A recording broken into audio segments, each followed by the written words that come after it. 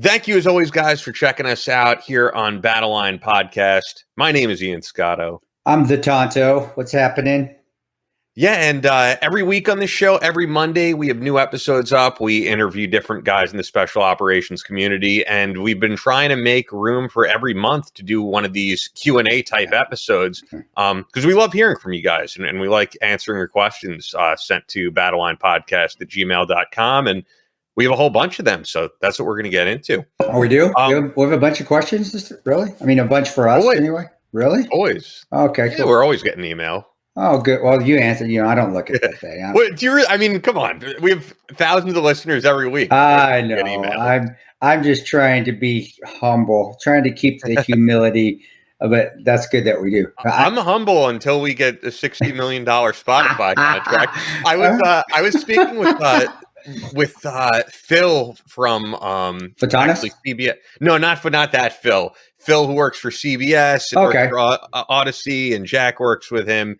And I don't know, we got into a discussion about that same thing, and his response to me was just so funny. He was like, look, until someone gives me $60 million to do a podcast, like, there's something wrong with the world. I was like, that's how I feel.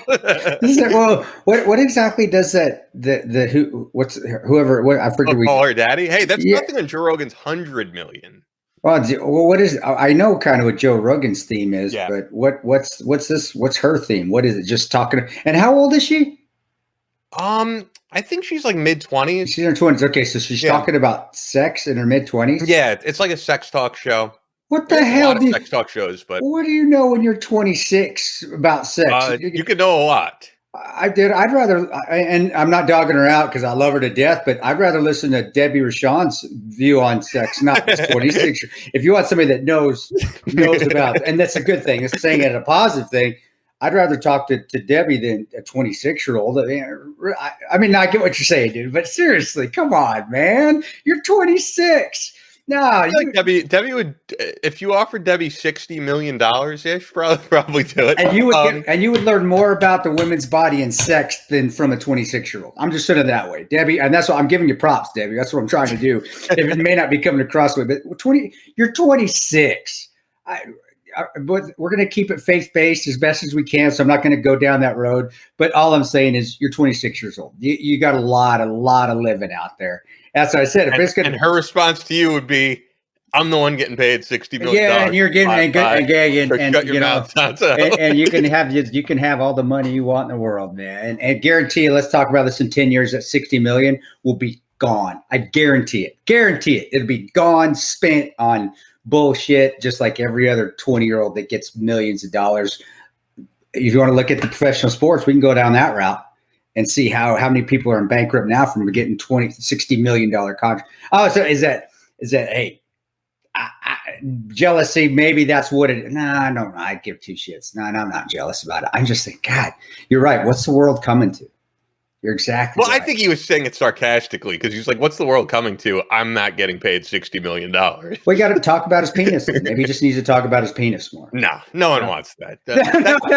That's the whole thing. I mean, it does have to do with like there's things about we're not equal, right? And there's things about guys that are superior and things about women that are superior. I would say women are superior in the sense that they're not like dumb enough to spend as much on just seeing like a hot guy as a guy will subscribe to a girl's OnlyFans. You know what I mean? Like we're retarded in a way. And it really, in comparison, women's bodies are much more beautiful than men's bodies. Men's bodies are disgusting. I mean, we're all hairy and gross, and it's just we're just disgusting. We're smelly individuals that I agree there. I'm with you on that one, dude. But maybe he could try it. He could maybe, you never know.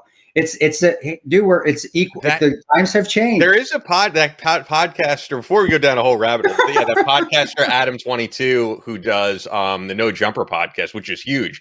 He has an OnlyFans, apparently showing his penis and such things. Well, there you go. I am not interested. But I think it's because he has I think his wife is a porn star. So I don't know. But anyway, we're really going down a rabbit hole. I know. Before we get into Q&A, I do want to talk about Ned. Oh, got to talk about Ned. Sorry, Ned. Yes. Absolutely. I always talk about Ned. And the thing about Ned that I have to say, before I really started with them, I heard so many different things about CBD, so many things, some negative, some positive, but just like most other things in life, you really don't know until you try yourself. And what really sold me was when I take it before bed, and I always take it before bed, because if I didn't, I would be falling asleep. I mean, to me, it does knock me out in a certain amount of time. I get these really like lively dreams that I was not getting before. And that's how you know that a supplement is working. A lot of the times it's hard to tell what's placebo, what's real. I was able to tell right away when my dreams started becoming way more memorable. I'd wake up the next morning and I would have, just a much more well-rested sleep, like entering that delta state, as I've heard people use. Sometimes people say REM, but really delta is like the highest form of sleep, where you're really in that state and having dreams. And that's what did it for me. That's what sold me. And Ned sent me some of the de-stress formula, and I tried some of that as well. And that stuff really works. I have it right here. Yeah, it's tremendous, guys. I think if you're really at, I don't want to say advanced stages, but you're having difficulty with depression or anxiety, and they're hitting you hard, because there are different levels. I've been through those levels. I get it. We're just you're somewhat irritated to completely paranoid and anxiety. I think the de-stress is something that you should try initially, and then see how it works. And then gradually transition to the CBD, just to the straight CBD oil. So, I was going to say, I'll get into that because they have a great promo for us with the de-stress blend. Yeah. So here's the thing. All of Ned's full spectrum hemp oil is extracted from USDA certified organic hemp plants grown by an independent farmer named Jonathan in Paonia, Colorado. If you have a minute, do an image search for Paonia, Colorado, and you'll see how beautiful that area is. Hometown. It's right there, Western Slope, Colorado. Yep. It's so cool. These products are science-backed, nature-based solutions that offer an alternative to prescription and over-the-counter drugs. They're chock full of premium CBD and full spectrum of active cannabinoids. Ned's full spectrum hemp oil nourishes the body and offers functional support for stress, sleep, inflammation, and balance. So here's the thing with the Distress Blend. This is a 1-1 formula of CBD and CBG, which is made from the world's purest full spectrum hemp. And as you said, this is kind of a more potent blend here. So CBG is known as the mother of all cannabinoids because of how effective it is at combating anxiety and stress by inhibiting the reuptake of GABA, the neurotransmitter responsible for stress regulation. So here's the thing. If you want to try the new Distress Blend from Ned, which is a brand that we love and trust, we have a special offer for the Battleline audience. Check this out. This is brand new for us. Every order over $40 qualifies for 15% off, plus a free Distress Blend sample. Go to helloned.com/Battleline or enter Battleline at checkout to take advantage of this offer. That's HELLONED.com/Battleline. You're going to get 15% off plus a free Distress Blend sample on any order over $40, which is great. And you can easily fulfill that, once you're there, because they have so many great products. You can just get, for example, the CBD, and then you could also the full spectrum hemp, and you could get the body butter. And there you go. You'll get a free Distress Blend with that. So thank you, Ned, for sponsoring our program and offering our listeners a natural remedy for some of life's most common health issues. Once again, helloned.com/Battleline.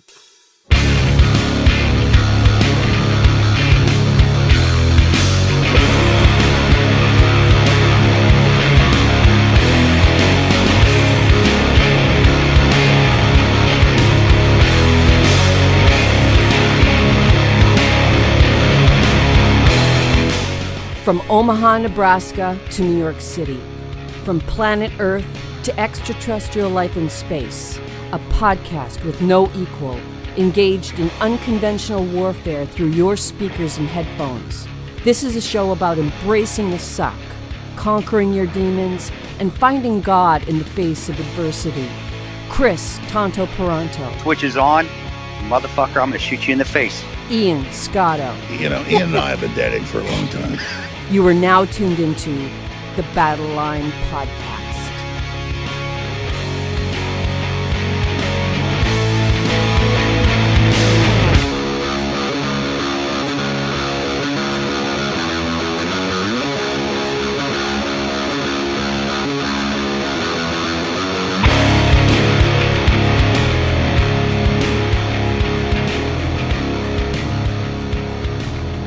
The switch is on.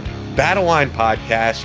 I had some different things we could get into here, but you know what? I mean, we had a decent intro there. I don't know if you want to get right into emails. I feel like we might as well. We've got plenty of them. So. I don't want to talk about the Yankees losing. I know I'm not into sports a whole bunch anymore. I really don't. I'm not into it like I used to be, where, like everybody are watching shows, but watching sports, getting into your home team. But I still like the Yankees, and honestly, you know what?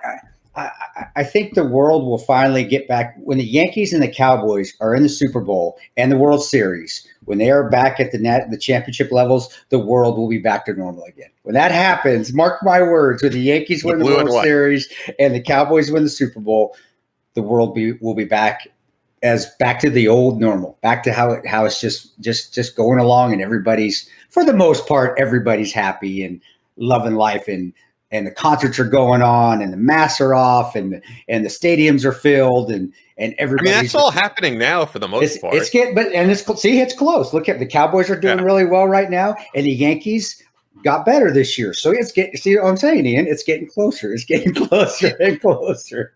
Did you at least watch that wild card game? Because I'm not even a Yankees fan, but I mean, they got killed. I did, brother. I'll be honest. I didn't even know it was on. I didn't know it was on. When I saw our intro, our write up, because I knew that, because I'd paid attention to him on the last trips to Phoenix, where I spoke in Phoenix and Dallas. When you're at the hotels, the hotel TVs, you've got ESPN, 8 million channels of ESPN on the hotel channels, and I saw that they were improving. So it's like, oh my gosh, look at the Yankees, because I thought they sucked again this year. But I didn't watch. If I would have known it was on, honestly, I probably would have watched it. Yes, I love it. Reminds me of the old times, watching baseball and football with my dad. So I would have watched it, but it would have broke my heart too, because it was damn Red Sox, the devil Red Sox. But one of the best rivalries in sports. You can't say it's not. And so, you know what? If they were going to lose to anybody, granted, I hate them losing to the Red Sox, but going back to classic rivalries, that's awesome. I mean, that's America. To me, that's America. Red Sox, Yankees, baseball going head to head. Yankee Stadium or Fenway Park. That's America, dude. That's apple pie and fireworks and hamburgers and hot dogs. So that sucks. But yeah. At this point, I feel like the premier New York sports team is the New York Islanders. I think, and I'm an Islanders fan. I mean, I think they're the best team in New York right now. But anyway, with that, we're going to get right into this stuff. We've got so many different emails about all different topics. I shuffled them around. This first one is quick. This is from Murdad. Hi, guys. Thank you so much for such a great podcast you make.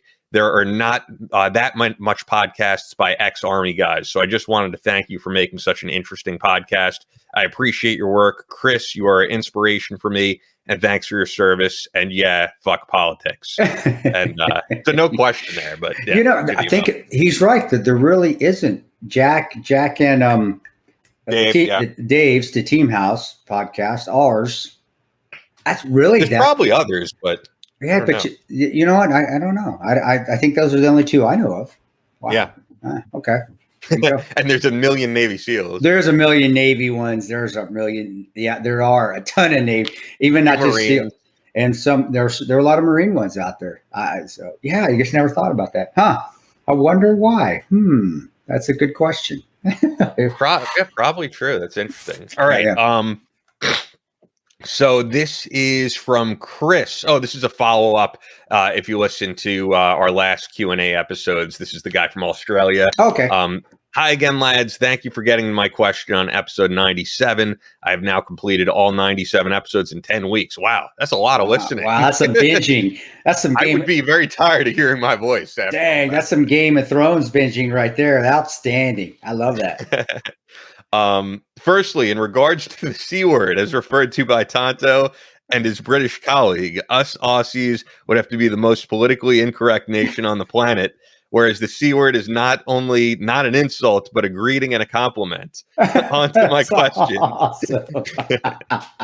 In Australia, we have ridiculously strict firearms laws. That is true. Where it is impossible to possess a firearm without a lawful reason, which does not include self-defense. Pistols are impossible to possess, and rifles are pretty much restricted to pest control and sports shooting. Knives are also restricted with harsh penalties. Being a father of 2 young boys in a country town, hearing of shootings in our major cities via illegal firearms, even though these laws exist, along with a net that is becoming tighter, including the banning of airsoft and gel soft due to their likeness to real firearms. Damn, that's pretty strict. Yeah. I worry that if a situation with a firearm is to present itself, that most would not know how to defend themselves or their family, as most have never seen a firearm in person, let alone used one. Do you believe that there is a point where ignorance turns from bliss to downright fucking dangerous? Oh, yeah. Thanks again, Chris Barrier. And great email. Yeah, no, of course. You can't just put on the rose-colored glasses and think everything's going to be okay just because you're not thinking about it. I think that's where we got to some of the people in America are like that, where it's just, hey, put our head in the sand, like the ostrich head in the sand, and just not worry about it. It's never going to happen to us. And then you find yourself being a victim. In fact, that's where most victimizations happen, because that you become an easy target. You really have. And then they blame it on an inanimate object of some sort when it's not, it's the person. So, I definitely believe ignorance, and ignorance is bliss up to a point. And ignorance being maybe not watching the shitty news all the time, not paying attention to politics as much as, and it's damn near impossible to not pay attention to it a little bit. Jesus is everywhere, but trying to stay out of it as much as you can. But as far as protecting your family and being prepared for that worst case scenario, you don't have to live like that, because that's not healthy either. But you should be aware of it, and you should be prepared to protect your family. That's why when me and Ian talk, and I believe Ian's probably agree with me here, is that we talk, hey, take care of your immediate self, take care of your family, be good to your family, be good to the people that are generally around you, and then worry about that, and you'll be good. You can't force other people to carry guns. You can't force them to try to change the law. You can elect leaders, if you do want to get into politics, that want to allow self-defense. And having, people can legally own firearms. And I say it's a self-defense because that's what it is. That's why I carry mine. I mean, it's not to go out there and start any trouble. It's so if I ever, God forbid, have to use it again, I'm ready, and I can save myself and my family and innocent if necessary. But the thing is, brother, I do agree that you can't just keep putting your head in the sand and thinking that it's not going to happen to me. Because eventually it will. Your odds are there that it's going to. But just be prepared. Do what you can. Carry what you legally can carry, even if it's just a sock full of coins. But or they do make these little. You can make a little leather blackjacks where you just put coins in a little leather. And to be honest, it looks like a dildo. It really does. It looks like a flattened dildo, piece of leather. But you put coins in there, and it becomes heavy, and you can beat the living shit out. It's called a blackjack. It's what actually it's illegal to carry a real one, but you can actually make something that's similar. It's not necessarily a blackjack. Cops used to carry them all the time. But just find yourself that you're also situation aware and you're paying attention to what's going on around you. And if the problems are there are areas that people are having problems or there's more crime, don't go in those areas unless you have to. I mean, you don't find myself going into cities all the time. I like it out here in the country. I like it where I live because there's problems out here. There's threats everywhere, but it's less likely. And so I keep myself out of situations that might get myself into trouble or put myself or my family at risk. Now, when you can't do anything about it, then you just got to get your spidey senses up, keep them up, keep aware of what's going on. And if there's a situation that might start to turn up where you're like, I don't feel good, and you're getting those spidey sense tingles, and you remove yourself from the situation. But, Australia right now, I don't know what aren't they like really hard on, and Ian helped me out here because I'm not seeing the news a whole bunch. I just heard listening to some of my talk radio when I'm driving, pretty harsh on their COVID restrictions too, where they are. Oh yeah. Well, Australia, sir, you have no way to fight your government taking over. You have no way. And I'm not talking about a revolution or uprising but there is no honestly anything that you can stand up to them if they want to go above and beyond, which we don't want. Nobody wants that to happen, where a government has too much overreach, or you end up like Hitler's Germany or Nicaragua or Venezuela, or where you've become governments that are way overreaching. And honestly, legally owned firearms is kind of a checks and balances to that. But you got, again, I really wish, I think I went down a rabbit hole a little bit there, but Okay. But I really wish that, you guys could legally own, but you can't. So you're going to have to find the next best option. And then on top of that, just get back to the question, final answer, since I'm going in a circle here, is that just make sure that you are aware. Situational awareness will keep you out of trouble before you have to go to a firearm or a weapon. When you have to go to the weapon system, you have failed along the way of something. You did not recognize something where you could have got out of that situation. And that's how I always taught. Yeah. And that's how I was in Iraq and Afghanistan as well, especially in protection details. If we got in an altercation, aside from reacting to some other unit that might be getting attacked, that was our responsibility. But if we got caught in a situation with their pants down, it wasn't because I didn't know how to use the gun. It was because I wasn't paying attention to my surroundings, and my situational awareness failed. And that's your biggest asset to protect your family. So I don't know, Ian, I went for about 5 minutes on that. What do you think, man? What's your opinion, man?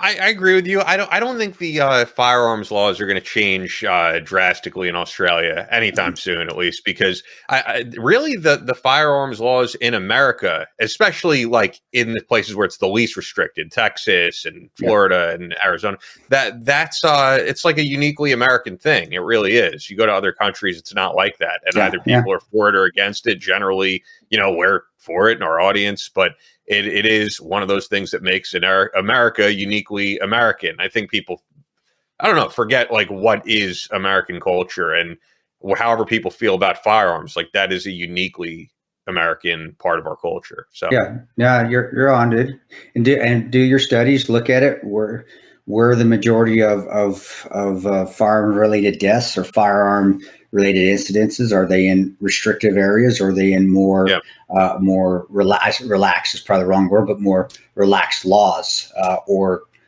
gun friendly laws? From what I've seen, it's usually in the more restrictive areas is where you have more gun violence, and that's how it's been. I think America is a good way for other places to look at and be like, okay, America's wide open for guns for the most part. Where, though, are the biggest problems in America with gun violence? It should be in the places that have the most restrictive laws, right? By all the smart kids on the East Coast and West Coast. That's what the smart kids say, but it's not like that. So there needs to be a reevaluation, I believe. But I'm with Ian, though. Is it ever going to happen? No. The guns are huge in every election, and they're going to continue to be huge in every election, whether you're for or against. But in America, I also think if you are, I think it's going to continue actually being pretty much how it is, that states are going to have their own gun laws. I don't think there's going to be a time in America where there aren't states that have less restrictive gun laws. That's just how it is. That's how it is in this country. So with that, we'll get to another one here. This is from Robin.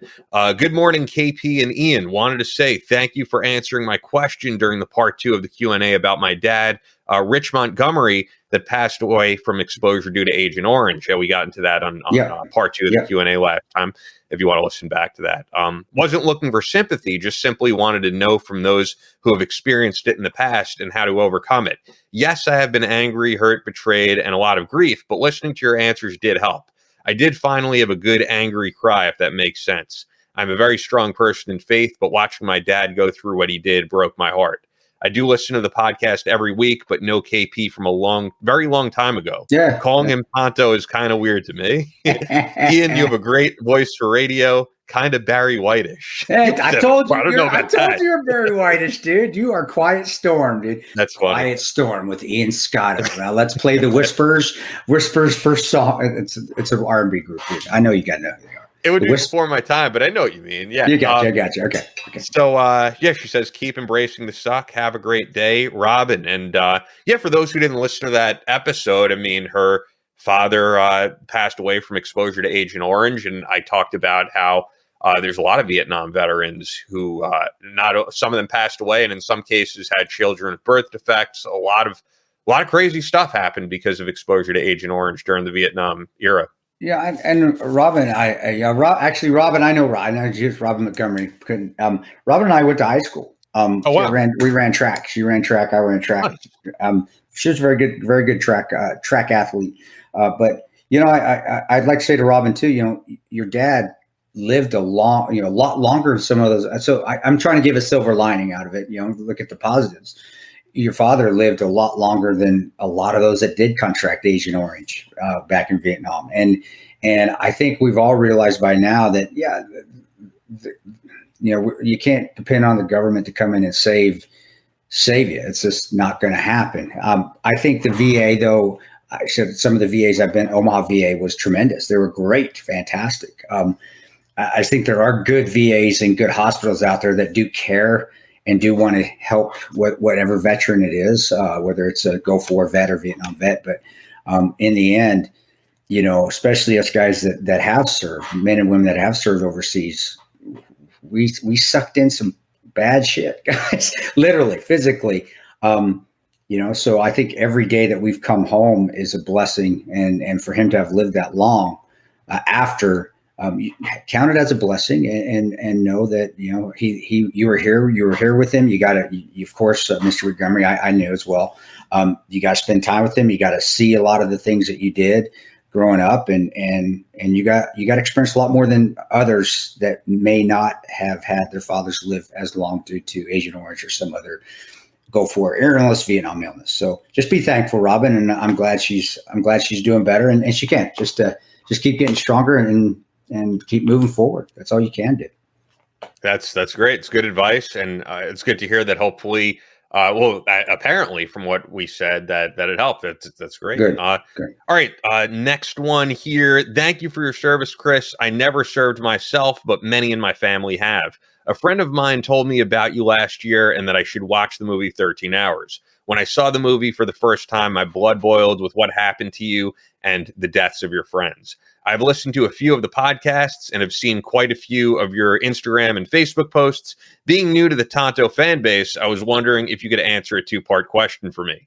I see you try to keep everything positive and stay out of politics these days. Is that by choice or because you were under a gag order or something like that? Okay. Yeah. I heard you mention the names Ben and Jeremy when talking about stuff on the podcast and Facebook. Who are they? Like, are they good friends that served with you or something? What is their story? I hope to hear the answers on the podcast, but if not, I will still continue to listen and share.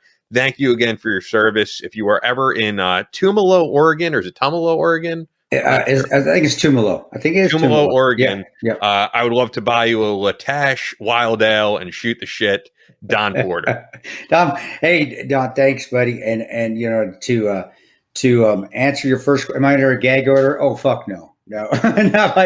And we talked about it on the last show about you coming out, and we talked about the lieutenant colonel of the Marine who was issued a gag order and says that. Believe it or not, we have a question on that one too. Well, that's great. And I actually addressed it on my podcast I did an impromptu Facebook Live on the podcast. I know. Hey, but no. But when we told 13 Hours again, we took our time and we did it correctly, so there wouldn't be a gag order. Now there are things that because of my non-disclosure agreement, and I'm under my non-disclosure agreement still for another 2 years. I think it's a 10-year. You have a 10-year window, and you can't talk about operations and so forth, which I don't. And so it's not necessarily a gag order. It's just what everybody signs going in, and that I adhere to.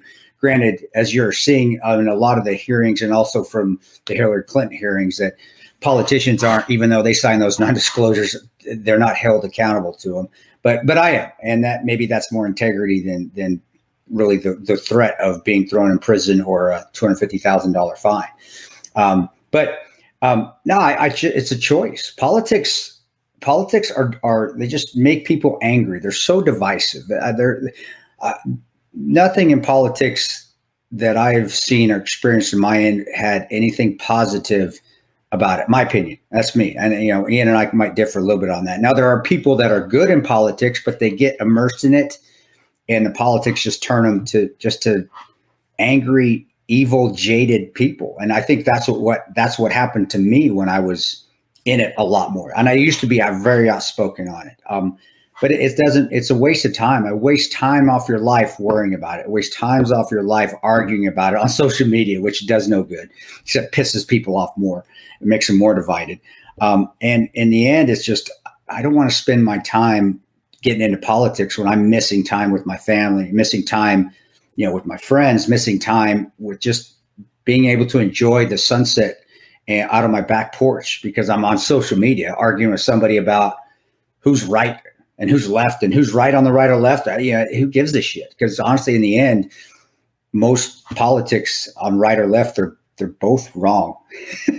It's just their sides. And I think we just should live our own lives and just enjoy it and be happy with what we've been given. And I think that does transfer to everybody being better and life's being better because we're always just being good to each other. Who gives a shit if you're left or right? So it's a choice. It's definitely a choice. On Ben and Jeremy, Ben and I have been friends since high school. So I've known him. Ben Morgan.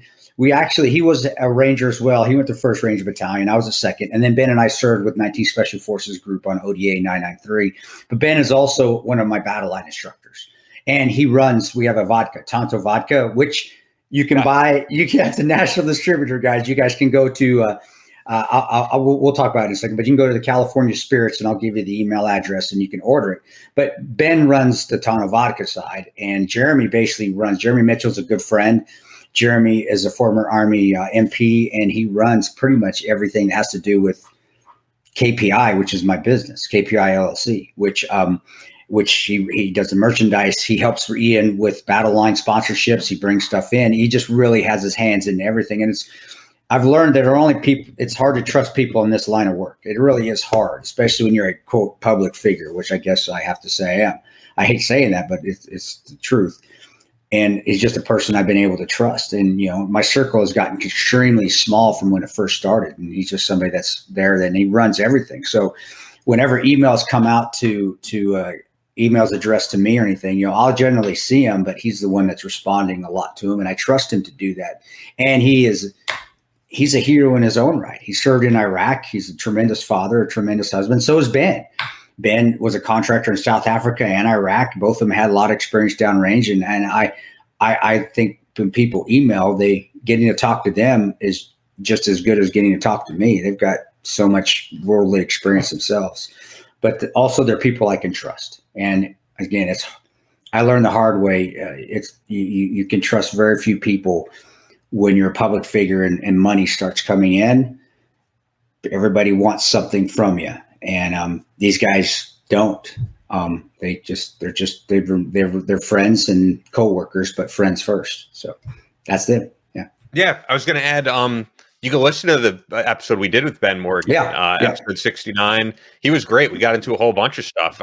We got into sensory deprivation tanks, which no joke. I've done before. But when we did that episode and Ben started speaking about it again, I hadn't done it in years. And I literally booked a session that night and I went to one here on Long Island. And it's great. I enjoy it. But it seems like for him, it's been very therapeutic. I'm a fan of it. It's not something I regularly do, but I'm a fan of it every now and again to be in there for however long it is. I don't remember how many hours, but like you get very little time to just sit and be in your thoughts and have no distractions. You are naked in water without salt, and everything is pitch black. And I never experienced like the hallucination some people feel. I never got to that point, but it's definitely a good kind of meditative state to be in, to just be with your thoughts and kind of work through some things, I think. And that's why I would say it's good to email or Ben or Jeremy with questions too, even because both of them have been through the shit, guys. They both had their issues. They both have had anxiety and post-traumatic stress and all this other stuff going on. And Ben, like, I don't know anything about sensory deprivation. Ben does. It's somebody you can email Ben on the Real Tonto Vodka email and say, hey, is this Ben? Ben, I'm having these issues. Can you help me? And they will be more than happy to give you their 2 cents. Surprisingly, Ben can talk more than me. I know he'll say no, but he can. But he has a lot of experience. And so does Jeremy, just in worldly experience, but just in life, getting over their own trials and tribulations. Ben was alcoholism. Jeremy was strong depression and post-traumatic stress that he got over. So ask them, get their 2 cents, and they're there. They want to help. And it's just tremendous. That's why we work together, because I always wanted somebody that could be like that with KPI LLC, that it wasn't always just coming to me, because I'm not always going to give you the right information, but at least getting information from 2 other people that I trust and that I would ask questions to when I was having issues. Well, let's put it this way. If it's good enough for me, then I believe it's good enough for you guys to ask them specific questions too, just even off the hook. It doesn't have to be about merchandise or vodka or Battleline courses or so forth. And again, Jeremy's another instructor for Battleline too. So Jeremy and Ben will be helping me in Shreveport this weekend. So if you're close and you want to come to a Shreveport course, then they'll be there teaching. And although by the time they hear this. Oh, shit. That's right. God damn, our pre-recording. Anyway. Like Texas, right? Texas. They'll both be there in Texas. And they will always take the time. If you ask them a question, they're great about this. Where me, I get pulled 8 million different directions. It's hard for me to take at the time, like 45 minutes to sit there and talk to you about a problem or an issue. It's difficult, guys. It's almost impossible, but they can. And like I said, I trust them. I lean on them when I have issues. So I said, if I'm able to lean on them and I trust their opinions, then I'm going to tell you, you should trust their opinions too. And they've given me some good advice. Ben's the one that told me to fucking, ranger the fuck up and get my shit together when I had a lot of money and I was miserable. And like I said, money doesn't make me happy. And Ben saw that, and he's the one that basically. But it was money, but it wasn't $60 million. It wasn't 60. Oh, we're getting a $60 million. Gosh, I don't know. Yeah, that'll never happen, and that's okay. But it really was. It was, hey, dude, you need to. This isn't right for you. You need to fucking get your shit together. And sometimes tough love helps. So yeah. By the way, if you guys are interested in the float tank stuff, sensory deprivation, if you look up float tank. Like wherever you live, you could probably find one near you. Like no matter where you live, they're more common than people would think. I didn't know there were any around here until I Googled it and found out they're, you might have to drive an hour or something, but you'll find one that they're nearby, and you might like it, you might not like it, but it's cool. It's an interesting experience. I think people will like doing it. And what was I going to say? Oh yeah, and that reminds me, I should do an Instagram post since people see it now about the course in Louisiana, since you'll be there this weekend. We get off this, I'll put something on Instagram. You're the man. We still got a couple slides. I was reminded of it. Yeah. So all right, next one. Dear Chris and Ian, in a past episode, Chris talked about situational awareness and how he goes into security mode. Can you go into more detail on situational awareness and give some tips to use in the everyday world to protect oneself and family? Thanks, Scott T. I really, and people think it's odd that that it's uncommon to be able to notice something that's out of the ordinary, that's not normal in the areas, especially in the areas that you live in, your home. And it is actually quite common. It's actually not that hard just to get that feeling that something isn't right with a person or how they're acting or so forth. And I think we become so politically correct in our society that when we get that feeling, we think it's ourselves, and we're thinking that, hey, well, maybe I'm just being racist, or I'm discriminatory, or I'm doing something because I think that person is acting a little weird. So maybe it's me. And I honestly don't think that at all, guys. If you feel like something's out of play, you feel like something's out of position, out of the ordinary, and you're walking around town or you're in your neighborhood or so forth, just keep an eye on it. I mean, really, yesterday was a perfect example. I was just going to say, unless you actually are being racist. I know.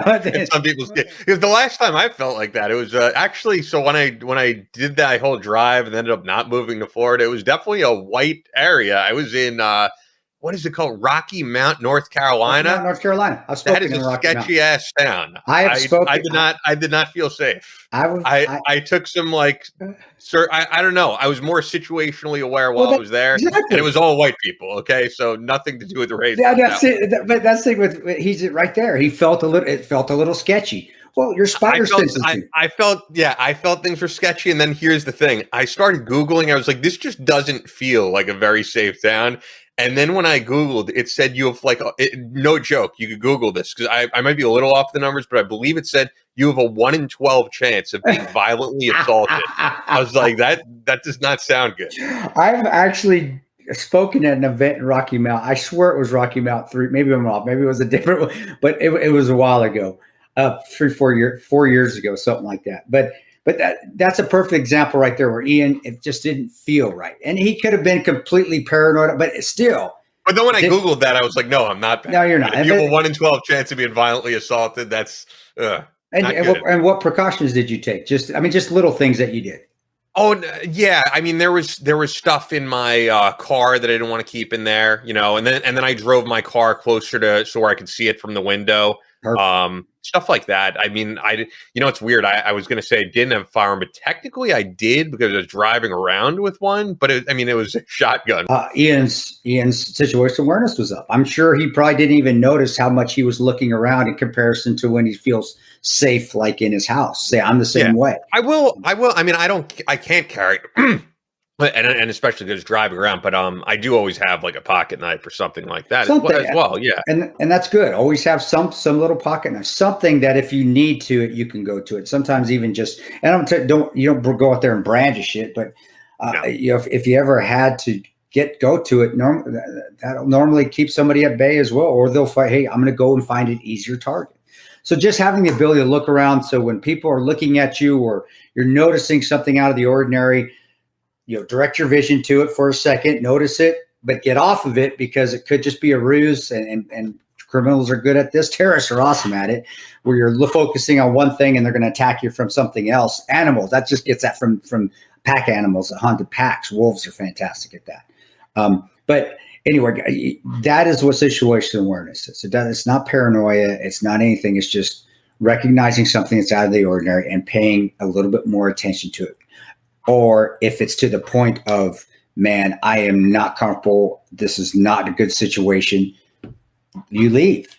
Especially if you have your family, you get out of there. You'll never know if you're right or wrong unless you stay and you get attacked. Then you'll know that you were probably wrong or right because you noticed it, but you didn't get out of there. And that's okay. Not knowing is the best. Once you're out of the situation, not knowing if that was the right thing to do or not, because there was no end state, there was an attack, or you didn't have to defend yourself. That is actually a good thing. I've been in a lot of situations. I was going to give Ian the example of yesterday driving to pick up my son from school. And there was in our little town here, you notice when, even this long, I noticed when people are not supposed to be, that don't live in the area because the town's so small. But there was a weird car in the parking lot and there was a couple guys out, and one of the guys had his kid and was carrying his little 2-year-old boy. So I'm thinking, that's probably okay. But usually you don't just sit out there in the school parking lot. And I remember one of the assistant principals came out, and I know her, and I was picking up my boy, and she goes, they know I care. I carry. I can carry. I can legally carry. But also she just knows. And she looks at me. She goes, I don't know those guys. And I said, do you want me to hang around a little bit? Because I did feel a little sketchy because nobody sits in that parking lot. The school's out of town too. It's not like it's downtown. It's like you're sitting in a Target parking lot or something. I go, yeah, I'll hang out. And I didn't get shoulders bristled up. I didn't go and get all machismo with them. She did her job. She wanted to walk out there and talk to him. It was great. I still did my thing, even though I was keeping my eyes on the guy, walked my son to the car. So the situation didn't escalate. You don't want to do that either, because that can create problems where there wasn't any problem either. And I just put my son in the truck, and I looked at her, and I saw she was talking to him, and they fixed the situation. That first, the guys were there to buy shoes from Oklahoma. Why do you come to our little town to buy shoes, which is what they said. But eventually the sheriffs came out. The school got the sheriffs out there, and they just talked to him, and everything was copacetic. But again, that was something that was out of the ordinary. So I hung out, made sure that it was okay.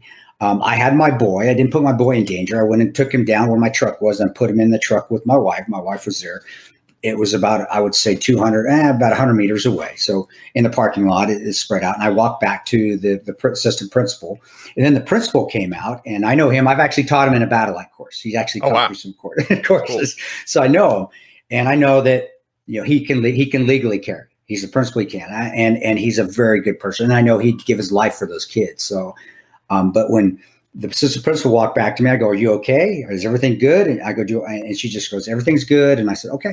I said, "Do you want me to hang out?" She goes, "No." And I live 5 minutes from the school. I said, "You have my number. Call me if you need me." She goes, "I'll call you." But again, the law enforcement came in. That's their job. It's not my job. Granted, my daughter's at that school still too. So I want to make sure. And they also, what's wonderful is even as a civilian, they know of my background, and they know what I'm willing to do to help. So it was kind of nice for her to rely, say, hey, if we need you, you'll be there. I said, well, of course. And now I've got to look at all the legal ramifications of that if I ever had to get involved. But again, it wasn't to that point. It didn't get even close to that point, but something was out of the ordinary. Situational awareness came up. Situation was handled professionally. It didn't escalate where it was like, hey, motherfucker, get off my parking lot. That could escalate. It was handled great. And of course, because it was a school parking lot with young kids and we're in a small town, the sheriff's department came in and questioned them as well. And that's normal in a small town. I think that should be normal anywhere, especially in a school parking lot. Yeah. And note to self, though, don't hang out in school parking lots. I don't do that when I'm driving on the road. If I have to slow, I'll stop somewhere where it's a public parking lot. So just for that situation, I don't want to bring heartburn on to a school staff. I mean, they have enough to worry about. But again, the situational awareness is huge, but don't let it turn into paranoia. And you don't always have to go, especially if it's not your property, you don't have to go and ask, hey, what are you doing here?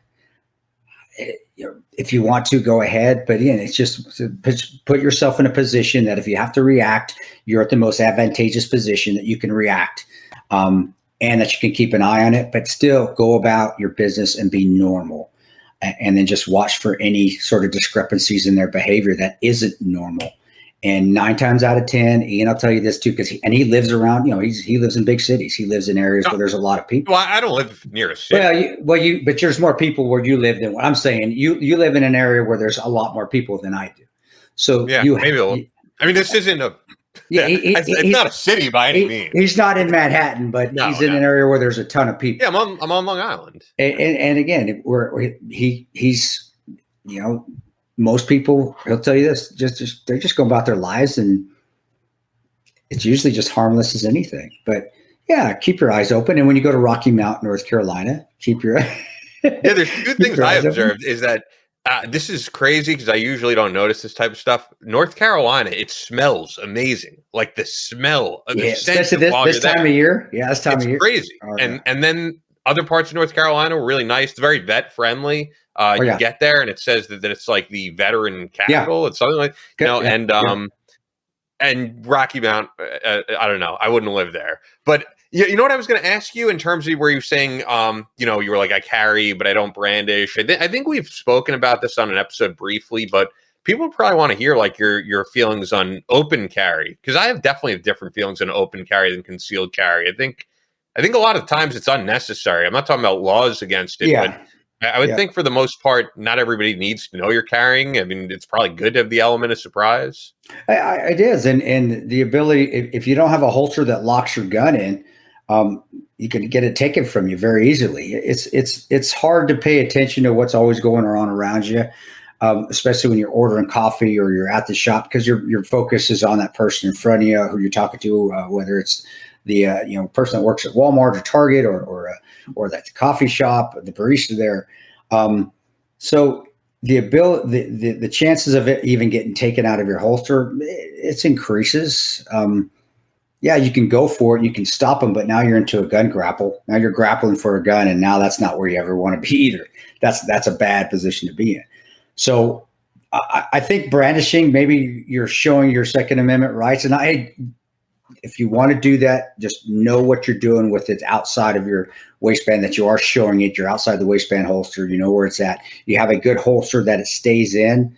I'm not a big fan of Serpa holsters, though, that lock them in, because the reason, if you don't push that button right when you're taking the gun out or you're putting it back in the holster, it will negligently discharge. It will shoot on its own. I've had a guy shoot himself in the ass with a Serpa holster.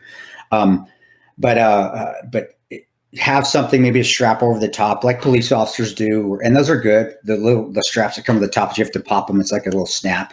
It helps to stop anybody from taking you out.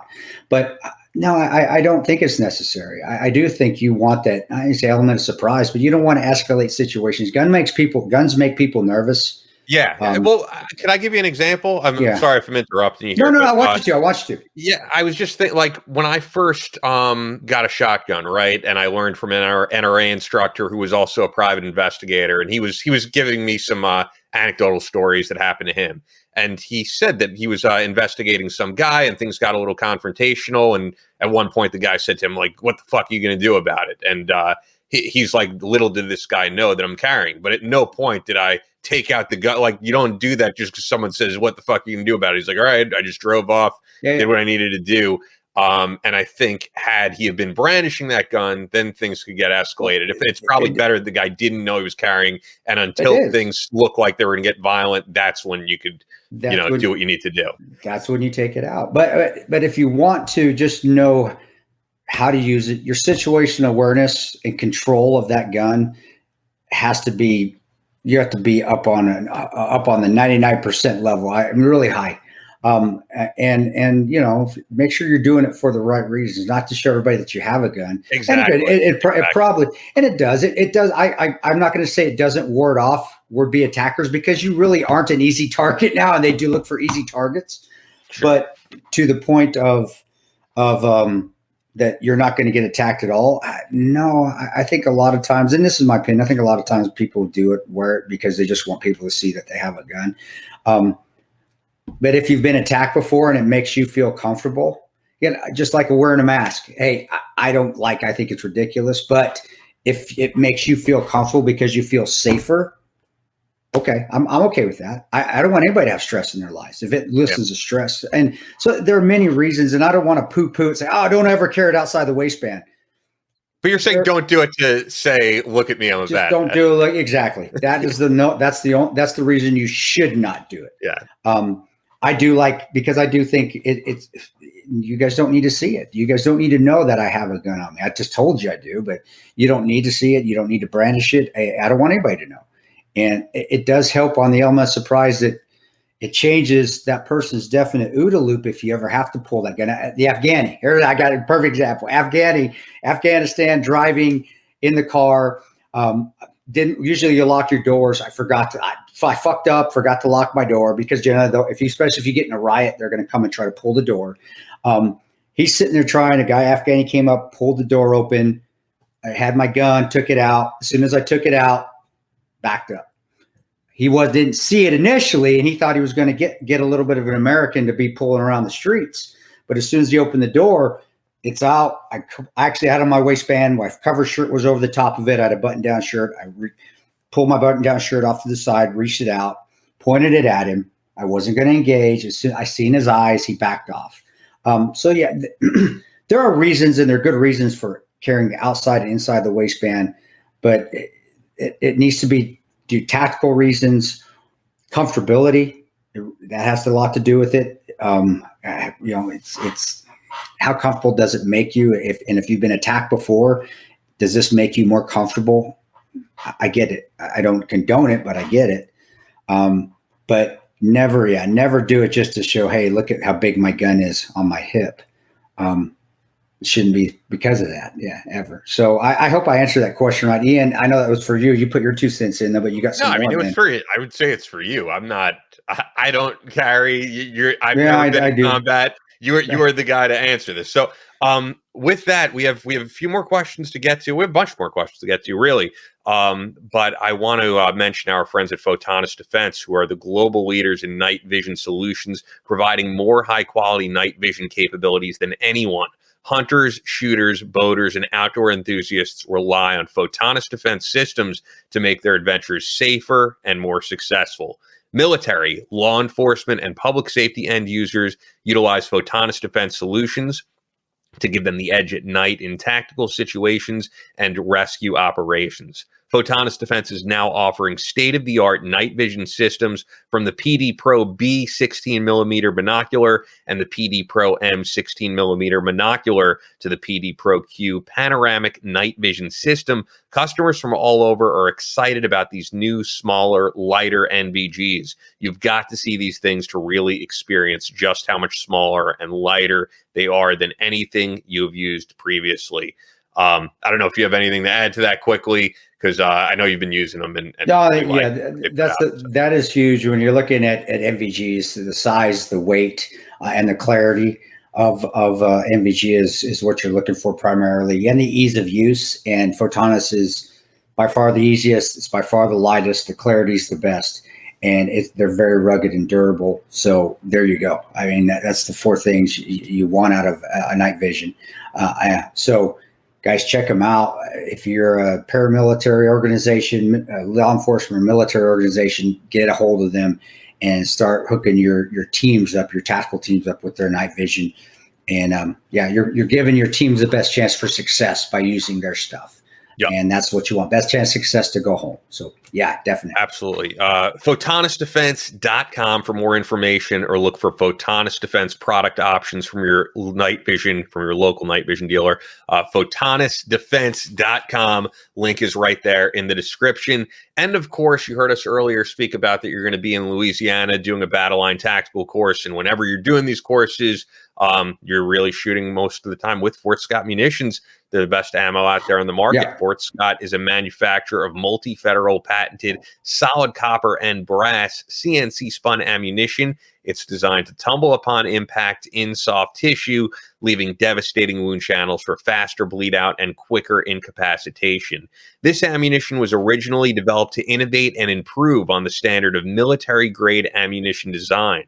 It was found that not only did the TUI, that's their trademark, TUI ammunition, outperform competitors in the self-defense industry, but it quickly became apparent that it would be a top contender for hunters alike.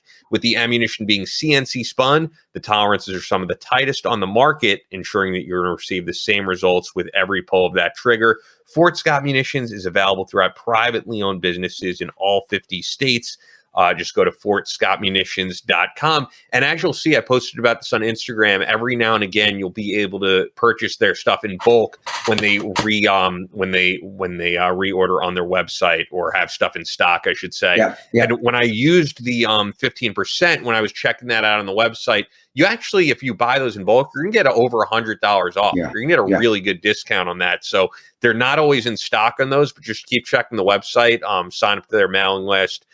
They'll put it up on their Instagram as well. And I mean, that's a deep discount, $100 off on ammo. That's huge. Yeah, that's huge. You'll love that. So yeah, exclusive promo code Battleline for 15% off your order. That's on merch as well. Only available to listeners of the Battleline Podcast. Fort Scott Munitions is a proud supporter of Chris Peranto, Battleline Tactical, and the Battleline Podcast. All right. With that, we have more great emails to get into. Hold on one thing. I did think of one thing on that outside the waistband holster question. I'll be honest. Whenever I see somebody with it, and I do every once in a while out here in Kansas, and then when I get to Texas, I do look at that individual and okay, what is he carrying it for? What's he wearing? What's he dressed? But there are positives that come out of it too. I look at it like, okay, this is a guy, if something happens, can I depend on him to help? So it's hard for me to always go down that. Oh, you're a tough guy. You're a tough guy. You're a tough guy. That's why you're doing it. I don't want to. No, and I think you made that clear. You're just saying if that's the case. But that is something I do look at. I do actually. That has crossed my head when I do see somebody carrying. I look at it and go, okay, is that going to be somebody that if this shit goes down, I can depend on him? So what I'm going to tell you is, if you are doing that, you better be training, because there's guys like myself that you're going to depend on me too. But I need to be able to depend on you, and you know what you're doing. So if you're going to do that, and you're going to carry, whether it's inside the waistband, outside the waistband, make sure you're out there training, getting your pistol courses and getting your pistol, not just shooting, the manipulations, the draw strokes, the drawing from concealed positions, the different positions of drawing from. If you're outside the waistband, knowing how to use your holster, knowing how to use your equipment. And you know what? We got Battleline courses next year. Come to one of them. We'll teach the pistol stuff, but just getting more training. And so you're comfortable, because there probably will be, if you're in one of these gun friendly states, which I believe I am, there's probably gonna be somebody there with you. And I'm telling you what, you may think that it's easy to differentiate and your enemy from your friend when stuff starts to go crazy, but it's hard. It's hard. And you don't want to shoot somebody that really is trying to help you. So just train. All right. I just want to make sure I put that out there. You know what? I'll ask you real quick because we got a lot of other emails to get to. But do you even see that a lot? Because I mean, although I'm here in New York, I've been to plenty of gun-friendly states. I've been to South Dakota. I've been to Nebraska. I don't see it a lot. I don't. I saw one in Kansas. It was here locally here last week, but that's the only one I've seen here. I know TIG carries outside the waistband in Colorado. I've seen more in Colorado, but no, I probably could count them on both hands. The amount of times I've seen in my lifetime, not counting overseas, that I've seen somebody within the states. Other than a cop or law. Other than a cop, a private citizen. Yep, yeah, and it's I don't think I even could count 10 times I've seen it. Maybe 5 times I can remember. So you don't see it often, and that's a good thing. That's not a bad thing. I think same here, probably. Same here. Yeah. All right. Next one here is this is actually something you were addressing, and I said we got an email on it. Oh, okay. So he says, Chris, how can this stand? And he copied the post that he saw. It's and I'll read the post. It's short. It's Lieutenant Colonel Stuart Scheller, United States Marine Corps, has been arrested and is now in the brig. Attached photo. He violated an order and spoke out about the Biden Afghan surrender. In 1971, John Kerry, in uniform, denounced the Vietnam War. It made him a media star and launched his political career. In late August, Marine Battalion Commander Lieutenant Colonel Stuart Scheller made a video criticizing the Biden administration, their surrender in Afghanistan. He said it was foolish to trust the Taliban promises because they had a long track record of lying. He was angry that the Taliban was not allowing American citizens and visa holders to enter the Kabul airport. Schiller said there should be accountability for the botched withdrawal that led to the devastating suicide bombing that killed 13 U.S. service members and scores of Afghans. He knew it meant the end of his military career, and he was immediately relieved of command. Under pressure, Scheller submitted a resignation letter to his superiors effective 9/11. He walked away from a $2 million pension after 17 years of service. Scheller's father said they had a gag order on him and asked him not to speak. He did, and they incarcerated him. All our son did was ask the questions that everybody was asking themselves, but they were too scared to speak out loud.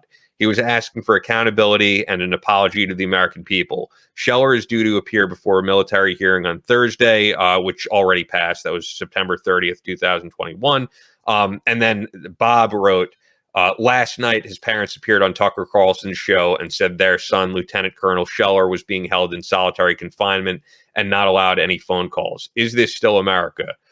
Bob Pites, I believe, Vietnam vet, 1st Cavalry Division, 65 to 66, Kettering, Ohio. Yeah, I said I talked a little bit on a Facebook Live I did after we did that drawing. He good initiative, bad judgment, and that's what I said. And the reason I say that is I agree with everything he said. He's right. There should be accountability held. There's not going to be. There still isn't accountability held from Benghazi. There's still not any accountability that's being held. Well, look at John Kerry, what he did. No accountability there. There's a lot of bad things politicians have done that they have not been held accountable, or military leaders. Even in our case, we had military leaders that didn't do anything to help us and left a high-ranking ambassador to die. That's the nature of DC. That's why I don't get into the politics. That's why I don't really pay attention to a lot of it, because I think a lot of it's bullshit. But I do support Lieutenant Colonel for what he said. But you have to remember, he's still in the military, and when you're under their thumb, when you join, you're under their thumb. They got you, and if they say you can't talk or this is going to happen. And you have articles, I think you got Article 32, he's going to get Article 15, all those articles of because he spoke out. You have to be patient and bide your time until you're not in the military anymore, because they can do that to you. As soon as you say something, even though he's right, he's spot on. There should be not just accountability, there should be somebody tried for manslaughter, especially even for the drone strike that went down that Nia and I talked about on our last show. That drone strike, that's murder. Manslaughter at the very least. Nobody's going to be held accountable for it, even though they lied about it. That's DC. Keep writing questions like this. This sort of question here should go to your congressman. It should push that thing out to your local congressmen and senators as well. But he got thrown into prison because when he spoke out, he violated those orders that he was given. And those orders do have repercussions. And depending on who's in charge of him, they're going to either adhere to those orders and slam him with them, or they're going to, if they're sympathetic to it, they very easily could have said, you know what, gave you a warning, knock it off, don't do it again. If you do it again, you're going to the brig. Obviously, he has leaders that, and as we've seen recently, most of those leaders up top in DOD and any of the military, especially up on the very top, have no spine and are constantly doing the wrong thing. But he basically gave them all the ammunition they needed to throw him in prison, and throw him in a military jail. It's not right, but it's the truth, and that's how it is when you're in the military. Even in our case, if we hadn't done it the right way and got a clearance lawyer and bided our time to get the okay to say what we said, we could have been thrown in prison as well. There's a reason why we signed 3 non-disclosures in 3 months in comparison to one I signed every 2 years when I was working. It was just for that. It was a threat of don't say anything, don't say anything. Well, then we hire a lawyer to help us, to guide us through the waters and make sure that we do it the right way. And I'm still here. I'm not in a prison. When you're working for the government or the military, you have to be careful what you say and how you say it, or you just have to bide your time, get out, and then do it the right way. But you have to navigate those waters. I know a lot of emotion got into them. I'm sure it did. I've been there too. I get it. And that emotion you have to fight. The only reason I didn't go out and speak out, because I wanted to do just what he did, is because Jack Silva, Jack Silva was our voice of reason. He's like, Tano, I don't think that's a good idea. This is why. And I'm like, Jack, you're right. He talked me off the ledge. I don't think Lieutenant Colonel had somebody out there that could talk him off the ledge and say, hey, just be patient. Be patient. Make sure you remember all this stuff. Write it down. And then once you get to that position that you're out, then go get him. But he didn't, and here he is. So is this still America?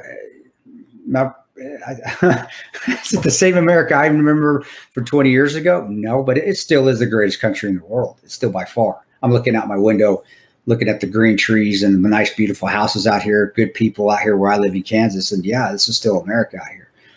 As far as politics and politicians being held accountable, well, no, but I don't think they were held accountable back in the day either.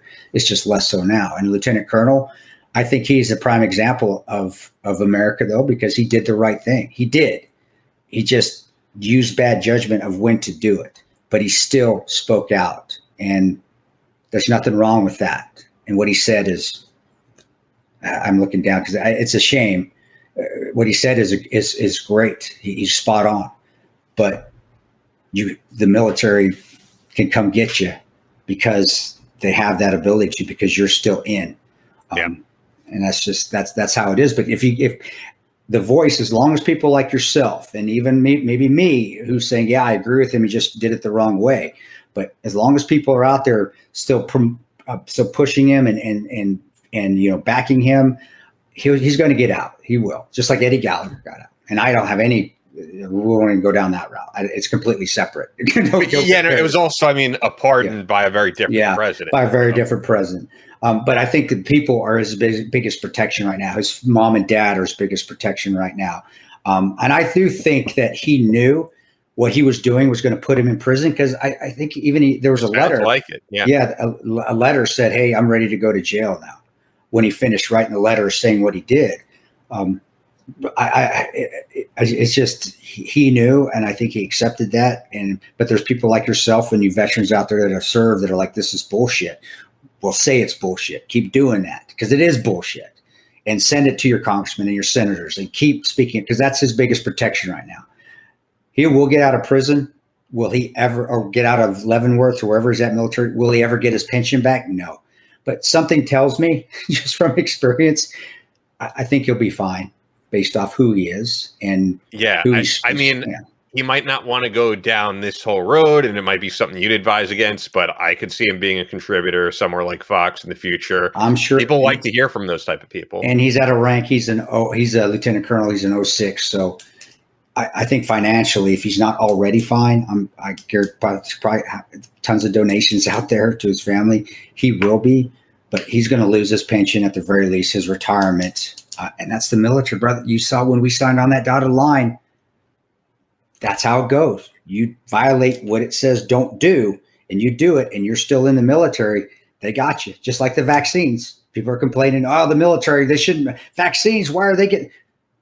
We had vaccines when I was in that we had to get. So once you're in the military, and those seem like those are a little bit more on the experimental side, because they're vaccines I never got. I never got an anthrax vaccine. You never got an anthrax is a big threat. It is. So I know I'm not trying to be wishy-washy. I'm just trying to be realistic here. No, I think you're showing it from multiple perspectives. I understand what you're saying.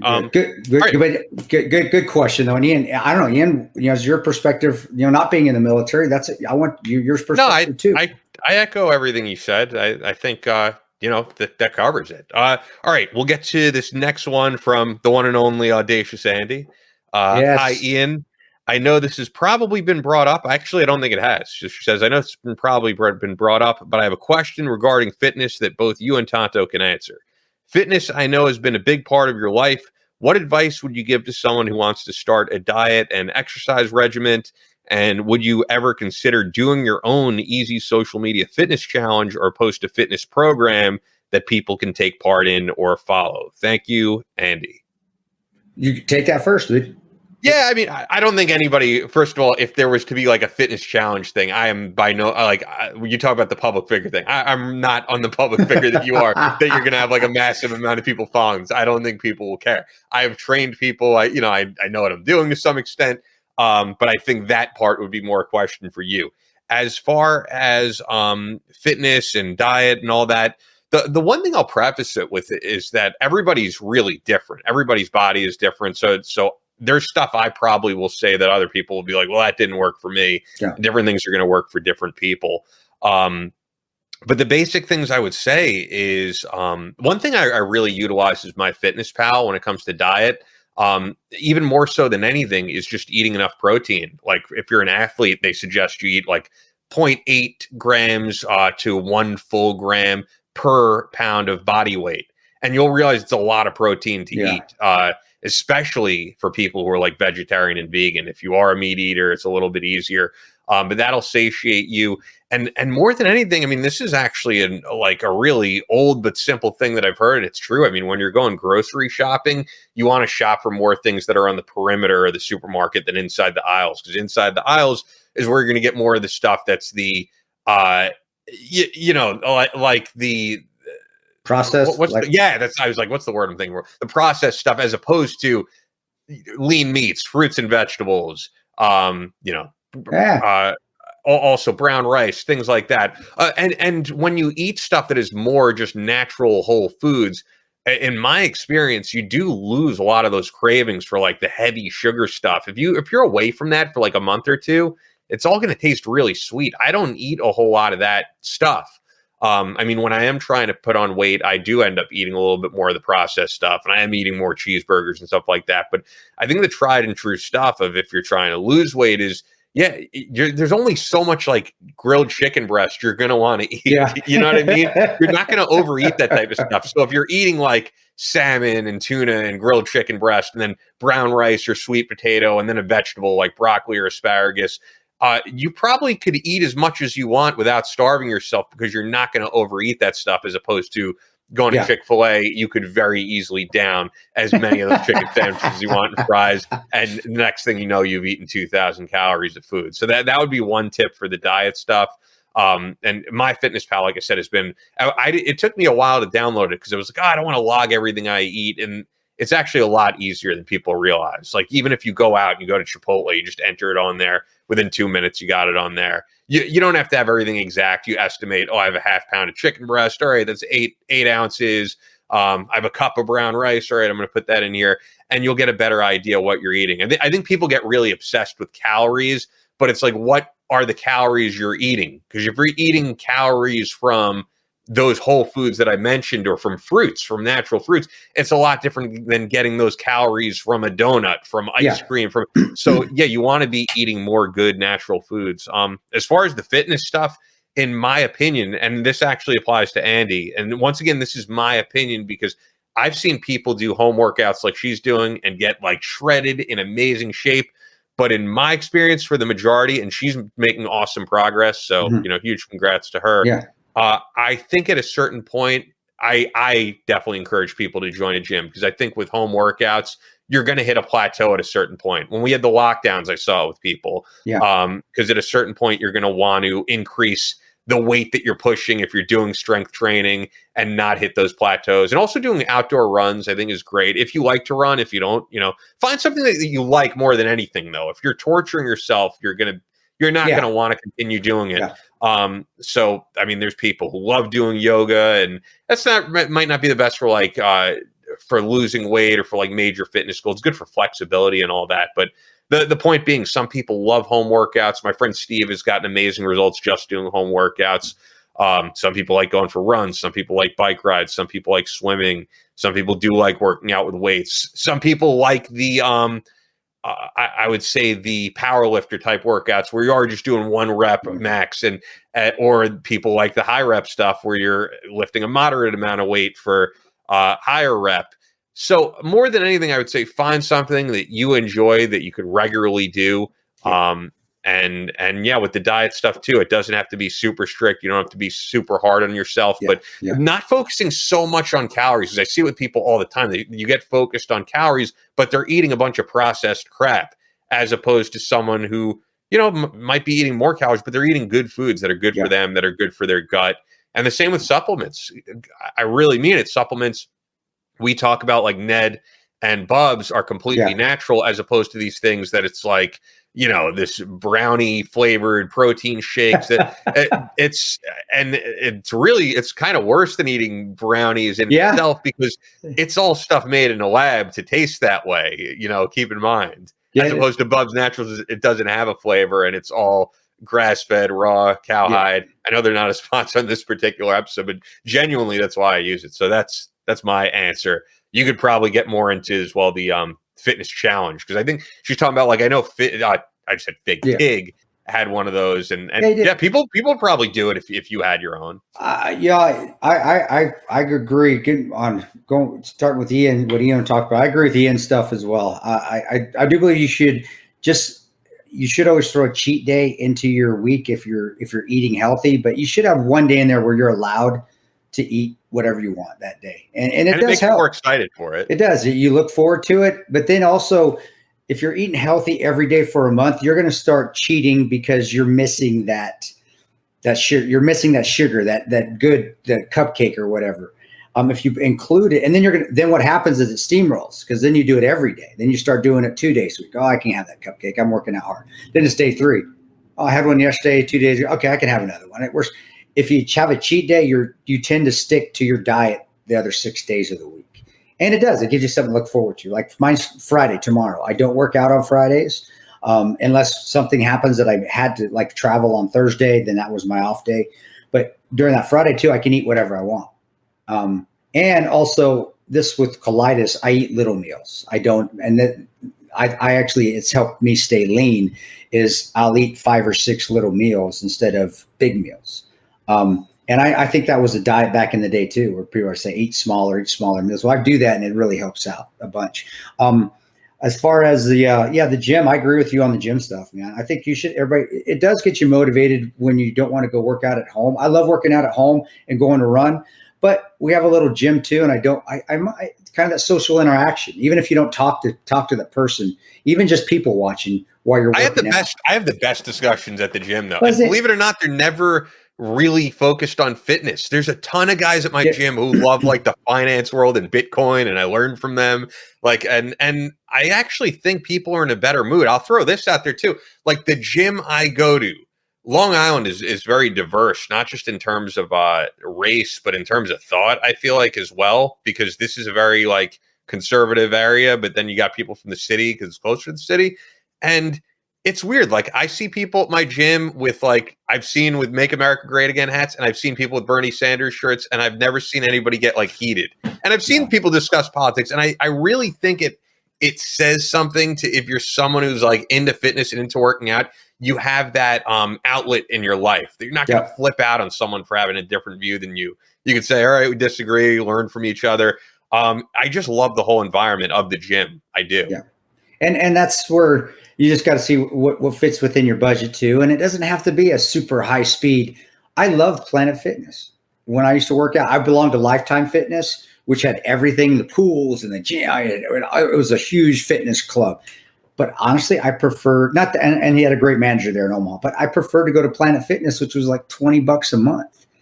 It was clean. It was nice. I could get a workout in. I could people watch and get my little interaction if I needed to. And they also had that little spot where you could do like, you could do stations, which was great. Oh, yeah, I remember that. Yeah, it was great.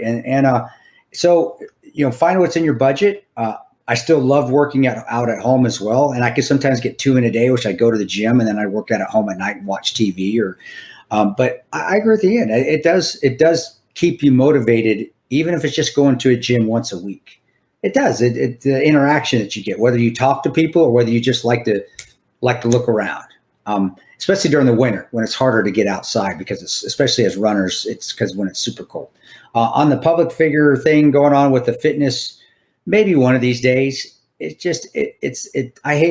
takes a lot of time to get done.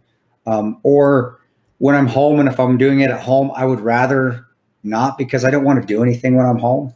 I just like to be home, but it's something to think about. I've been asked that before, and I think it would be good. I'm saying think because I don't know, but also, guys, I work out really differently. But as far as doing a lot of running, working out, riding a bike 5 or 6 miles, and running again.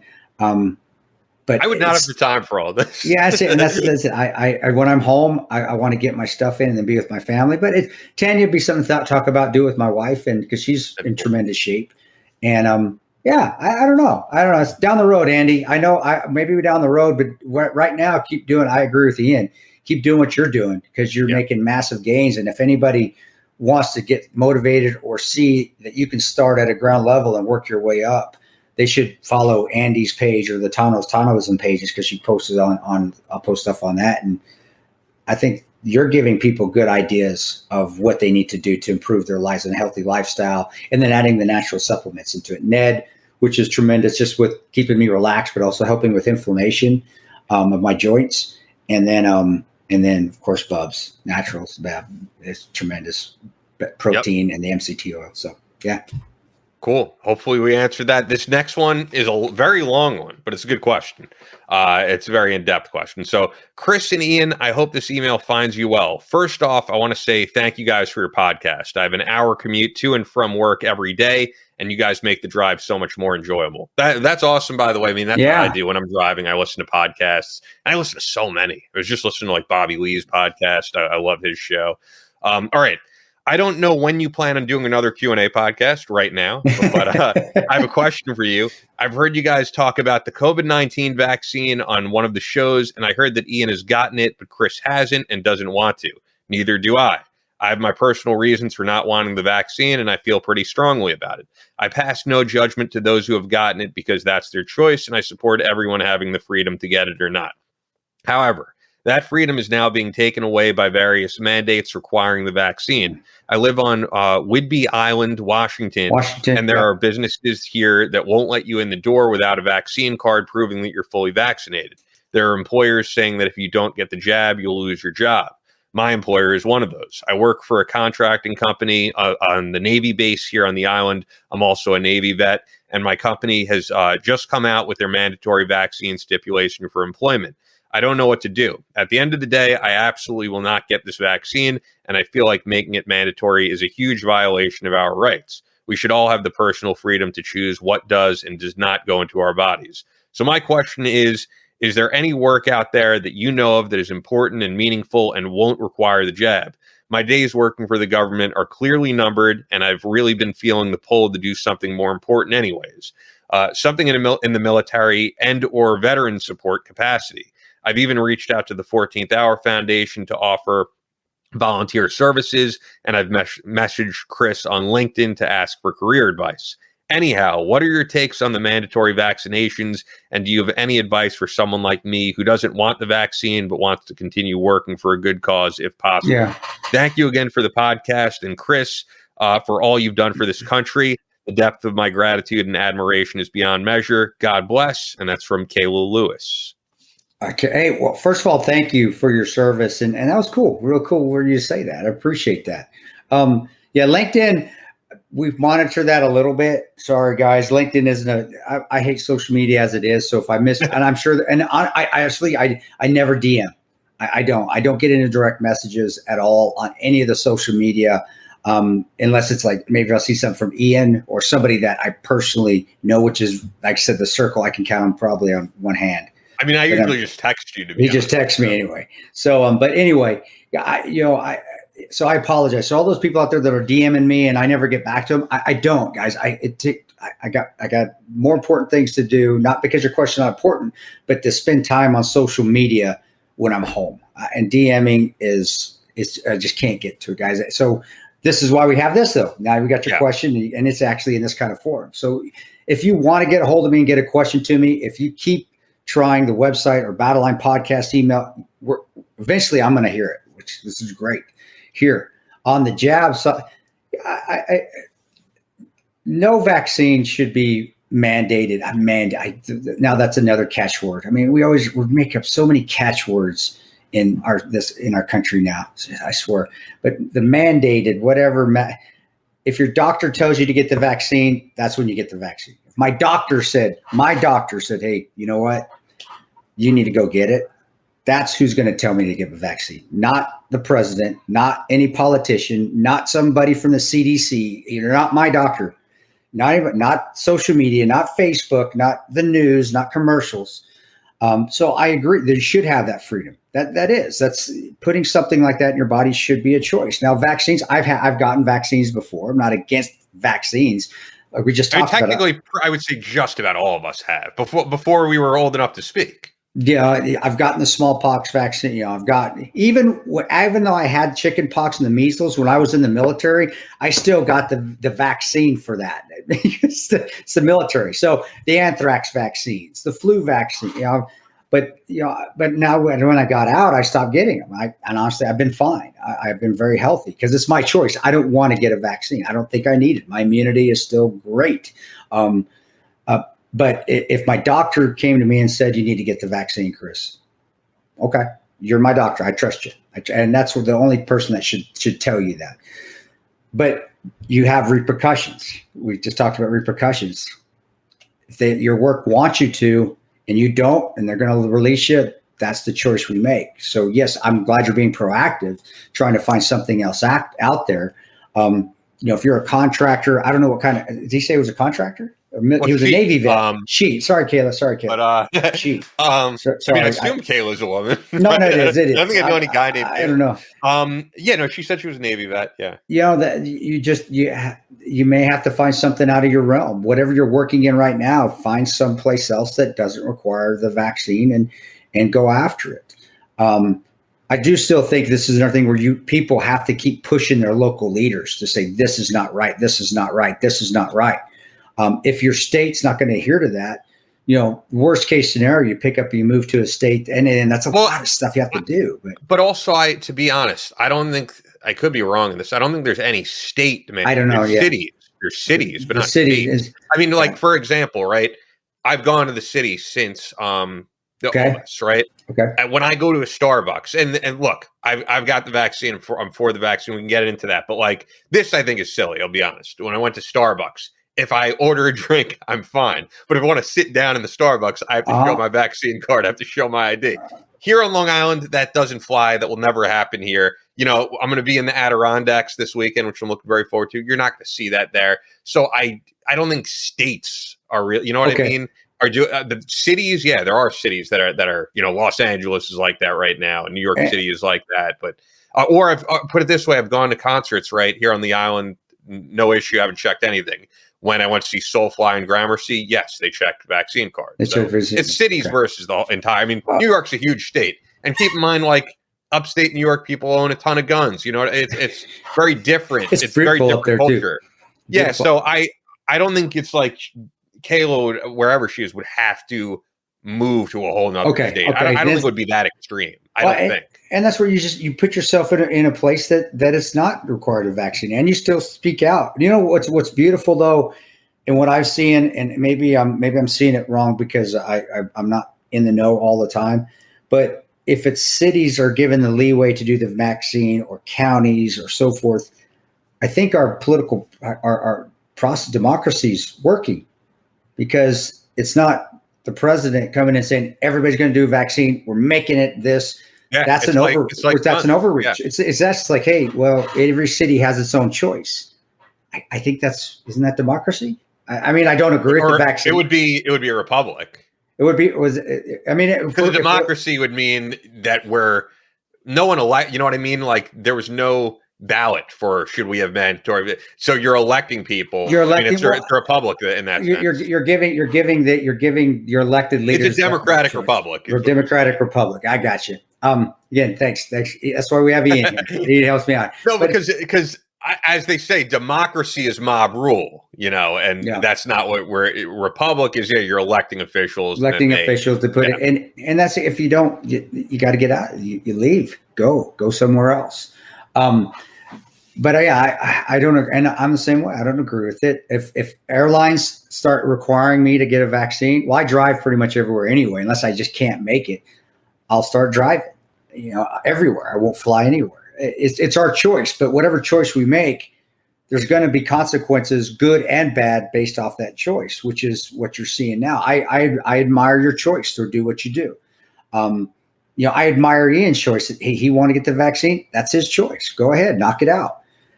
But if more companies keep coming down this road, I do think more people need to speak out, because it's got to be, especially private companies, government and military. Dude, you're under their thumb, like we just said. Private corporations, and you people like yourself just have to keep speaking out against something that shouldn't have to be required. It's a violation. It is a violation of rights. But we could go down rabbit holes on abortion and non-abortion and so forth as well. So it's just something, if you choose, and that's all I tell people, if you choose it, what's the consequences to you? And are you willing to sacrifice for those consequences or those new rules that you're going to set yourself up for? And if the answer is yes, then fine. If not, all right, well, keep speaking out, do what you do, but know that you're just going to be one pissed off individual for a long time if things aren't going the way you want. I will not get the vaccine until my doctor tells me I have to get the vaccine. I really don't feel any other way than that. It would be hard. Like, I do a lot of public speaking.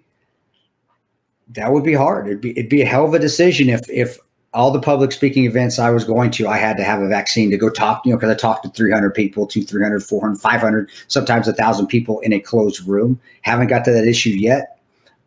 If it ever goes that route, man, that's a lot of income. What do I do? I have to make a choice.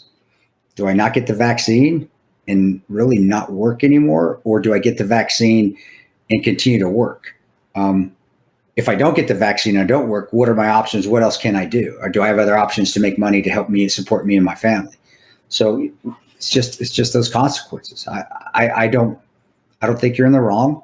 And those that don't want to get vaccine, it's fine. I'm down with that. Those, if you want to get the vaccine, good. Just, you're right. It shouldn't be forced on everybody. But when you're working for corporations or you're working for the government, those people in charge can make those rules. How you fight those things, especially if you're part of a union, is you fight. You stand up and you say, nope, this isn't going to be it, and you don't work anymore. I don't know if that's going to make the changes. Ian and I'm talking to Ian here. I don't know if those doing that will do anything either, besides them finding somebody else to fill your position. But maybe that's not the case, because I see more and more people don't want to work, and I see a lot of hiring signs out that nobody's filling. And even on the contracting, like actual builders, we're trying to get builders out to our house. There's not enough laborers that want to work on a contracting company to build houses and rebuild, and nobody wants to work. So maybe walking off and saying, and I'm not telling you to quit your job. It's not what I'm saying. But if more workers stood up and said, hey, we're not coming in, maybe they'll change their minds. But didn't she say, Kayla, you work for the government? If that's the case, you work for the government. Yeah. I mean, look, you and I have different stance on the vaccines, of course, and it's not, there's no reason to get into like the intricacies of the whole thing. Yeah. I personally would suggest people get it, unless you have got, in this case, like the people who have natural immunity and have already gotten it. Yeah, I think it's ridiculous to ask those people to get the vaccine if they just recently got COVID, because if the goal is herd immunity, we're going to reach that regardless of if people get the vaccine or they actually get COVID. But your question seems to be more geared towards, because you already have your stance. You're like, I'm not getting this. Your question is more geared towards what work do I find? Yeah, I agree with Chris. Like, I wouldn't say necessarily quit your job, but in some cases, hey, it might give you that extra motivation because you'll have that responsibility to yourself that you have to then find something. And maybe there will be something available, And maybe this is your chance to find something to do that you've always wanted to do.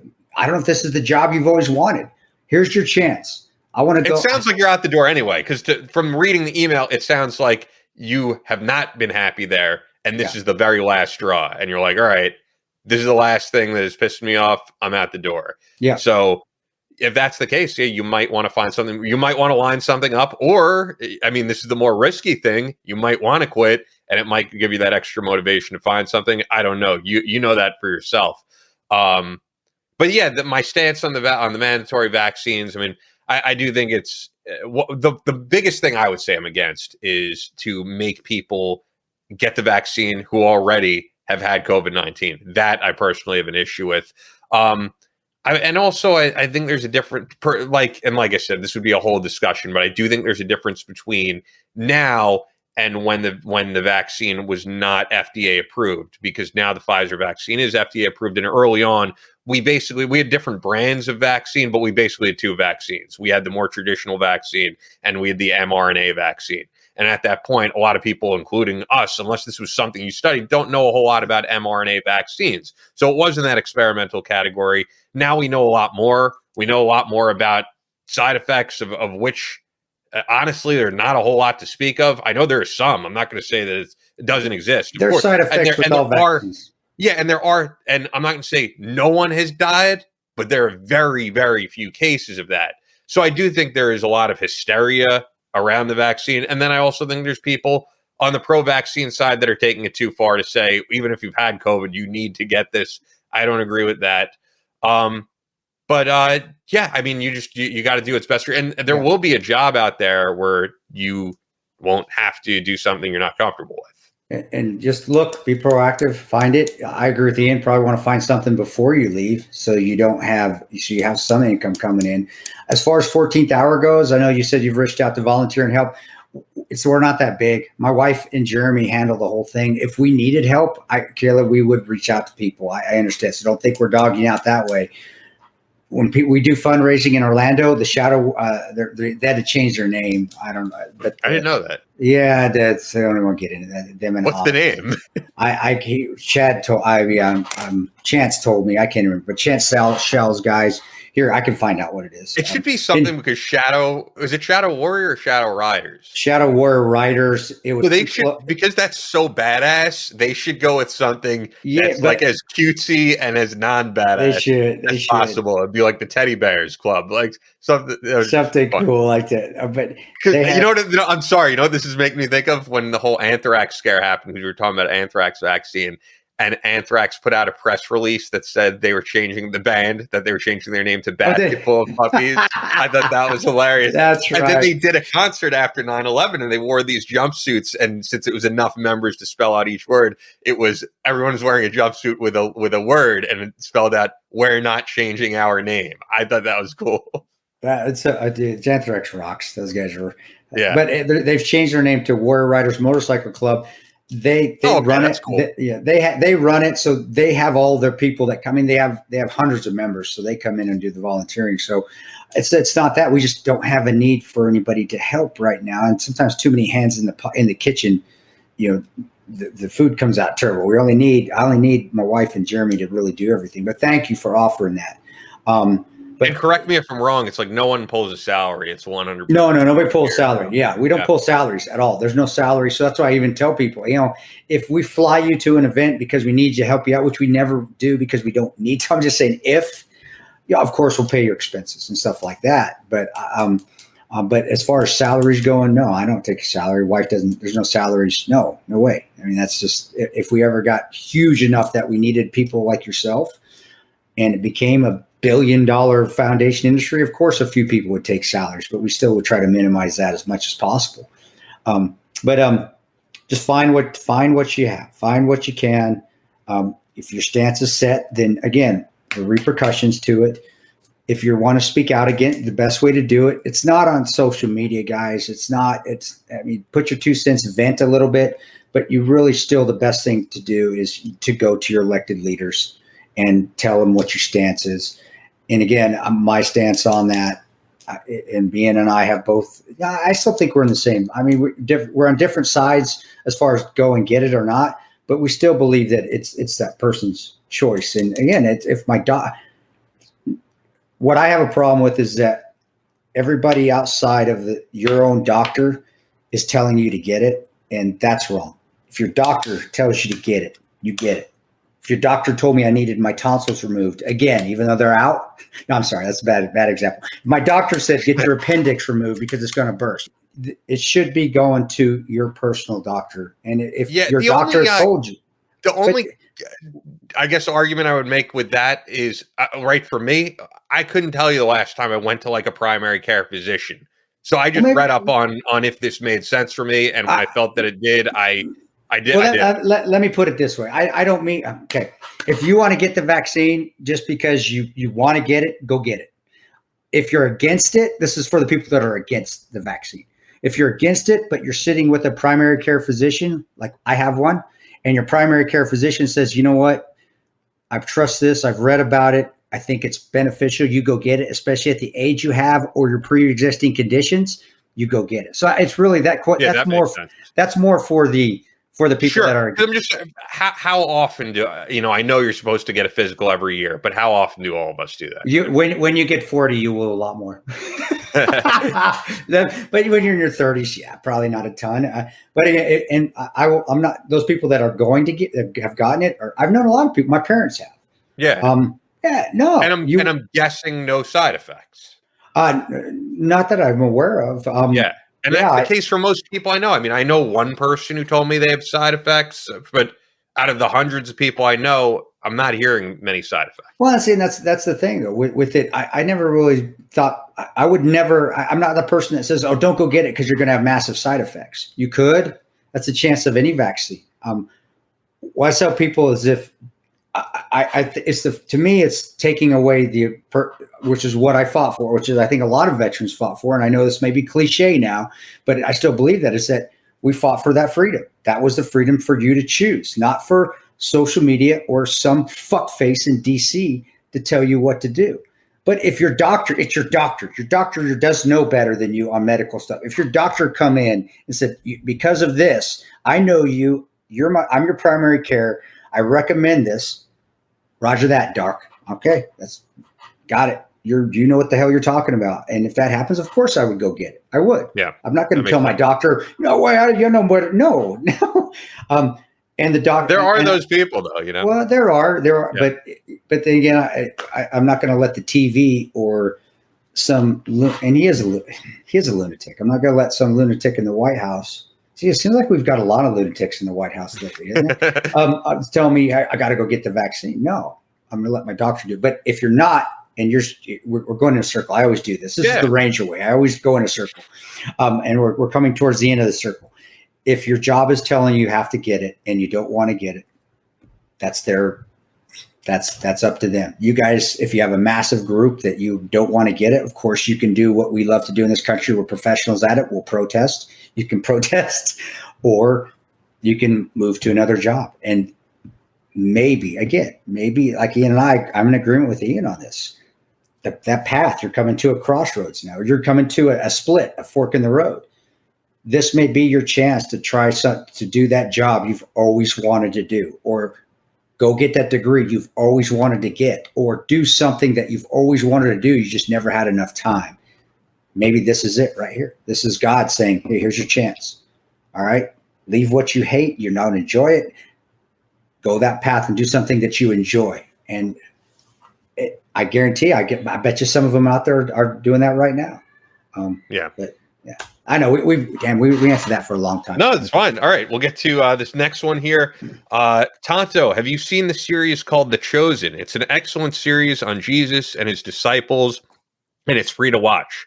Also, are you looking to do any future virtual book signings like last year, or did I ruin it by talking too much? Thanks for the inspiration you have provided along the way. Oh, and Cal says Jumbo, and I guess that's his son. I don't know if you can see that because it's kind of bright here. Yeah, that's awesome. I could see that. That's awesome. Yeah, and that's from Joe Frazee, I believe. Joe Frazee. Joe's an incredible guy. Joe's awesome. Joe's been. He's always helped us. He's supported us for a lot of years. I love Joe and his son. I haven't seen The Chosen. I think is it on? I think I've seen it. I'm actually looking it up now. But The Chosen, I believe, has it been on like Vudu or it's been on Pluto or Peacock? I think Peacock's a good internet streaming service. I do like them. I've seen the ads for it. Maybe I'll need to start watching it. So definitely do that. And then did he have the other question? What was it? Virtual book signing.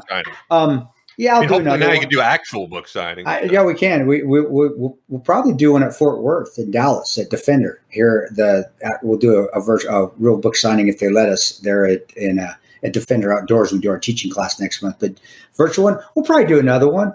Just every once. It's just they go for a long time because people ask a lot of questions and like to talk. And so do I. So yeah, Joe, we'll schedule another one. I just don't know when. Probably not till after Christmas, but definitely. But I think the virtual stuff is also just far and few now. I was listening to Eddie Trunk yesterday, and he was talking about the live streams for concerts, and he was like, "Yeah, there's just people want to go to actual concerts. This has kind of outlived its shelf life." Yeah, and I do like the book signings. I love speaking now, getting out there. I loved it before, but even more so now. Just because we're around people, and people, and people are so happy. They're just happy to be around each other. So I'll probably virtual book signing. Maybe we'll do one just because I'm in the middle of nowhere, and I'd have to drive a little bit to get to any major city to do one. But we'd definitely be doing one at if Defender will let us, we'll do one in Fort Worth after our last training class of the year, Battleline training class of the year at Defender Outdoors in Fort Worth, Texas. I think that's the week before Thanksgiving. That weekend before. So this last one, I shouldn't have made the last one because I never like to end on like a downer. I didn't mean to. I mean, I just shuffled these. We'll talk about other things after this then for a couple minutes and we'll wrap up. Because this is, I don't want to end on this, but I appreciate the email. So I listened to the podcast today and felt the push to move forward. So we read her email on the previous Q&A. Okay. She talked about the kidnapping. Remember that situation? Yeah. So as a follow-up, I was in my 20s because we were wondering the circumstances. I was in my 20s and a SEAL decided our relationship wasn't over until he said it was over. His teammates came to my parents' house with guns and I was taken. They threatened to kill my family if I didn't comply, put me on a plane, and that was the beginning of hell. I survived. He was discharged, charged with kidnapping, and later committed to the Virginia State Mental Health Institution in Williamsburg. I hear the screening process for SEALs has changed, as my nephew is one now. What Chris said that resonated the most was that this is a memory, and it clicked. Thanks for using my question, and thanks for the great answer. Keep making a difference, Cindy. So yeah, that is a crazy story. I don't go back to. I guess it's really not a question. She's just saying thanks. So we appreciate that. No, that's great. Appreciate that. If you guys want to hear the episode, where was the last Q&A? Do you remember the episode? Yeah, it was. I'll go back. It was a 2-part Q&A we did. Let's see. That's right. Yeah, it was. It was when I was. You know what? I think I missed an email because someone actually mentioned this, but it was when I was going to be going to Florida, and I ended up not moving to Florida. I'm still here in New York. I probably will be moving to like Connecticut, I think. But anyway, it was, what episode was it? Oh, episodes 97 and 98. 98. So yeah, go back to listen to see what we see if you guys want to hear her story and how we answered that. But it's just, you go through bad things, you just keep driving forward, move forward. And a lot of people will be going through some changes in their lives. I found the email, by the way. I found the other, so I do have one more email. Oh, okay. Guys, listen to it and hear what she had to say. And like we just said, even with the last question, a lot of people will be at crossroads now because of their decisions. And maintain your integrity, maintain your ethics, maintain your moral courage. Do what's right for you and your family, and in the end, you're going to be fine. You will, and you're just going to have to maybe go through a dark tunnel for a little bit, which we all do. Everybody has, or they will, and you'll come out the other side stronger. But listen to the episode. I'm glad she's doing well, and I'm glad she's said thank you. And you didn't have to, but it's our pleasure and honor. That's why we're here. We're here to honor you guys, and to hear to me run my suck a little bit, run my my mouth a little bit, but. We appreciate that. And it's good to hear that people have come out of their tunnel. Sounds like she has. She's coming out of it. That's tremendous. And your story and your positivity can help others out there that are going through crap right now too. And just keep doing that. Keep being positive. We appreciate that. All right. So I have one more that I apparently forgot to print out. So I do have one. Okay, cool. This isn't a negative. Not that was negative. That was good. It's crazy. It's crazy. Crazy story. All right. So this is the last one. Hey, Ian, hope you are doing well. So this was why I remembered this email. I hope you have an easy move to Florida. So yeah, spoiler alert. If you didn't know, I ended up not moving to Florida. I'm fine with that decision. I wanted to be closer to here with my family and all that. And at the time was when things were a lot crazier here and a lot less back to normal. So I probably will move because the price of real estate in New York is insane. Insane, yeah. I will probably move to Connecticut. Also, not exactly the most gun-friendly state. Probably like the least gun-friendly state. But that being genuine here, that's not like I'm 100% a pro Second Amendment guy, but it's not a major part of my life. Yeah, I'm not like you, so like that doesn't factor in for me as much. But other than that, I actually really like Connecticut, and I'll be an hour away from family if I end up moving there, and that's what was important to me. It's just being near family and friends, and like I said, this weekend, I'm going to the Adirondacks with friends. If I'm in Florida, I can't do that. I can't just drop everything and be like, hey, let's go to the Adirondacks. And that was really what changed my mind. But I do love Florida, genuinely. If Florida was like an 8-hour drive, I would move there. But it's not. It's too far. No, it's hard. It's hard. All right, so I'll get to back what he was saying. It was funny that you brought up Pumping Iron, the movie. One of my best friends is in that movie. His name is Wesley Brown. He talks about seeing Arnold in a magazine article and wanting to be like him. You can recognize him by his Southern accent. I remember that guy. The first gym I joined was Wesley's. He is a really good guy. Anyway, this question is for Chris. Hey, Chris, hope you and the family are doing well. With all the red dot optics coming out now and switching to red dots is extremely popular now. There is a definite learning curve getting used to them. What is a way to get used to using the dot versus iron sights? Sometimes it is like hide and go seek trying to find that dot. Thanks a lot. Sincerely, Randy Dollyhigh. Randy Dollyhigh. Hey, Randy. I know, Randy. Really just using it more, finding what your eye relief is or where it's the best place. Now, if you're using a red dot on your pistol, that's just practice, working at it, finding it. And again, you don't want to shoot with one eye closed with red dots. Red dots are designed to have zero reflex, which eye reflex, which means that you can have both eyes open without seeing that double vision or having difficulty finding that red dot. So I think a lot of people that are new to the red dots, they still want to shoot with one eye closed, like you kind of have to do with iron sights, at least from a distance, so you can pick up and focus on that front sight. You have to start breaking that habit. So the biggest thing is just getting out there and shooting it and finding that dot with both eyes open and just working on not necessarily draw strokes, drawing out of your holster, but just doing your fundamental marksmanship, aiming in and trying to find that dot and then focusing on that dot and getting used to focusing on the dot and not the target.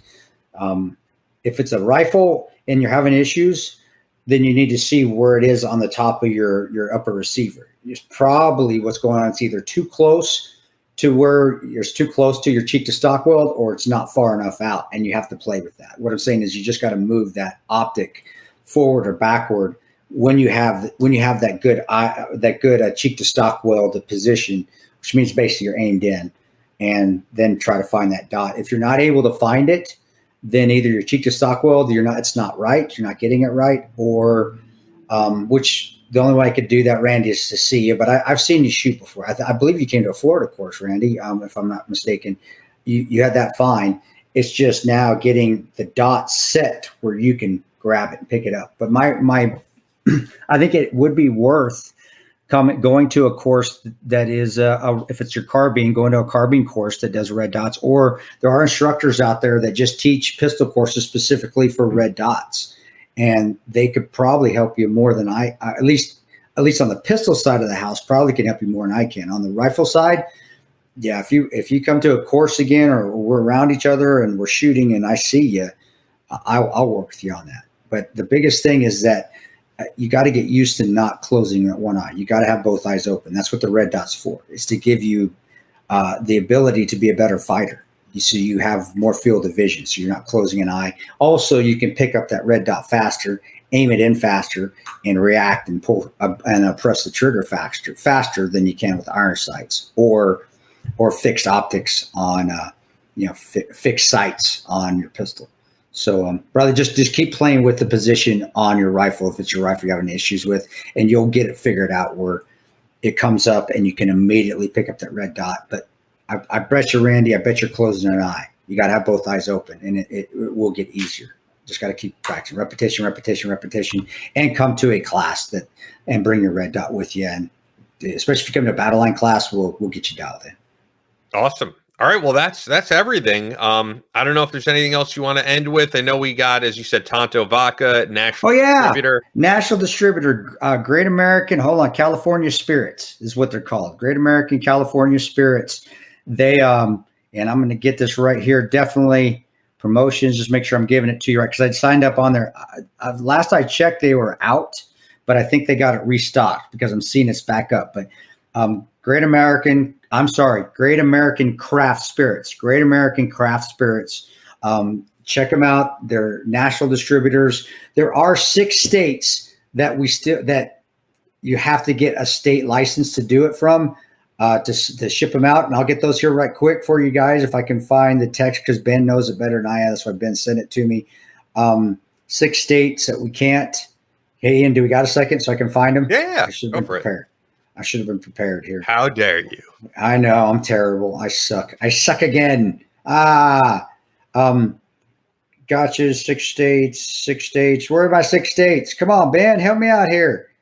But if you go to Great American California Spirits, then you'll be able to order it. Utah, we still can't ship direct to. That's their state rules. Mississippi, Alabama, Oklahoma, Rhode Island, and Delaware. Those are our 6 states we can't ship to. Why? Every other state we can ship to in the United States of America. And if you're in Nebraska, you can go on my website and buy it directly from me, because I can ship straight to Nebraska. So, yeah, man, get it out there. And you could buy like one bottle. You don't have to buy in bulk, or you can buy one, or you can buy in bulk. It's up to you. I might have to buy one bottle just to have a bottle. I just want that cool artwork. Yeah, done by Ben's daughter, right? Ben's daughter. That was awesome that she did that. So go to guys, and the vodka's excellent. Just Dalton Distillery is the best small batch distillery in Georgia. They were voted that this year. So we didn't just. So they're in Georgia, but did you say you can't ship to Georgia? No, not on this one. It's Oklahoma, Rhode Island, Delaware, Mississippi, Alabama. I know that would be funny if it's made there and you can't ship there. That would be funny.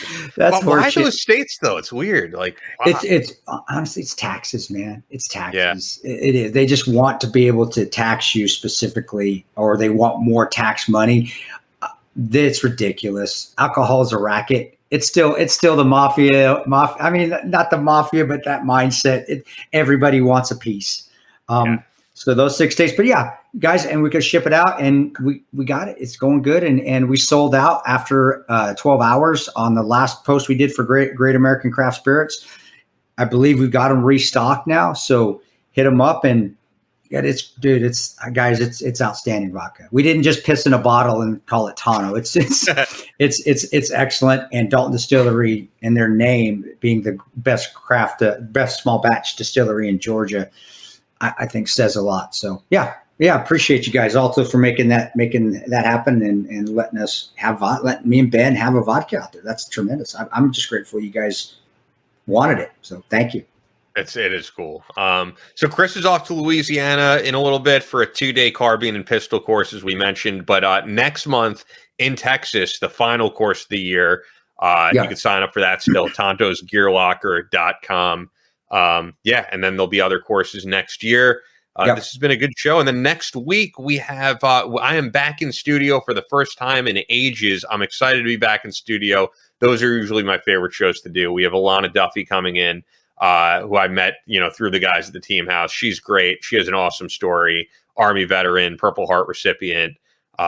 Lost a limb, lost a limb from an IED, but was carrying around a limb that didn't work, I guess, for a while until she finally was like, all right, I'm going to get this amputated. Yeah. So she's like, I didn't technically lose the limb in combat, but it just was no longer able to be used. But as she said, she didn't get the Purple Heart from the actually from the IED. It was from TBI, from traumatic brain injury. Gotcha. But she's a really interesting person, and I'm looking forward to having her on. I'm just looking forward to being back in studio. I feel like that's the way it's done. I don't like doing all this remote stuff. I mean, ideally, I would love to be in studio with you. It's just not it's not possible. Yeah. But that's my favorite way of doing things.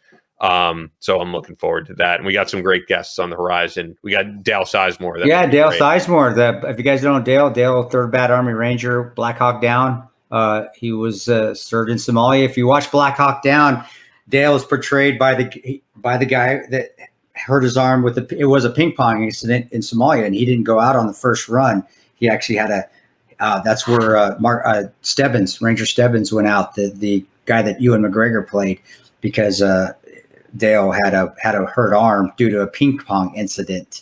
But then when they came back, he actually rode back out to go get the guys, and they weren't going to let him go. And he said, and he pulled his knife out and he goes, I'm going to cut this cast off and I'm going, because they wouldn't let him go because he still had it. He was still injured with that cast, and hopped right in. That's awesome, dude. Having a broken arm or a hurt elbow, busted elbow, and still wanting to go out to help your buddy. So yeah, Dale'll be a good one. Dale's a good friend out there in the Midwest, and he's friends with Phil Otto there at Fatanis. Dale's the real deal. Dale's a hardcore Army Ranger that has his own movie to talk about. Yep. Yeah. So definitely. I guess that's about it, guys. Yeah, leave us a review on Apple Podcasts. Support our sponsors. Pick up a shirt. We haven't mentioned that in a while. We do have shirts. Yep. Tonto-apparel.myshopify.com, or you can pick up the mug from Tonto's Gear Locker. Those are awesome. Awesome mug. This is actually holding my microphone right now still. I got my Battleline mug today, not my Battleline Podcast mug. But they're great. They'll keep your drink cold, keep your drink warm. So Tonto's Gear Locker.com. This has been a cool show. I like doing these Q&As. We'll do them, like I said, just about every month. And it's been an interesting week, I'm sure, for you guys as well.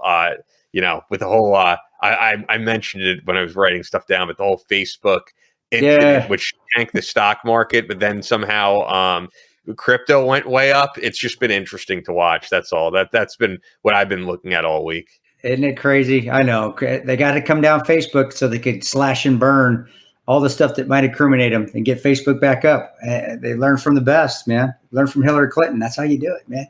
It was weird, though. You destroy it all before people can get a hold of it. You know what was weird, though? The people on Instagram and stuff, like the next day, saying like, this was a great cleanse. I feel different now that you can't go a day without Instagram. It didn't change my life. I couldn't believe these people were like, this was a great change. I was like, what? Yeah, it was less than 24 hours that you couldn't get on this stupid app. I know. Really, I can't believe people are that connected to this thing. Use it for what we do. It's fine. If it went away for good, it really would not change. It wouldn't bother me in the least.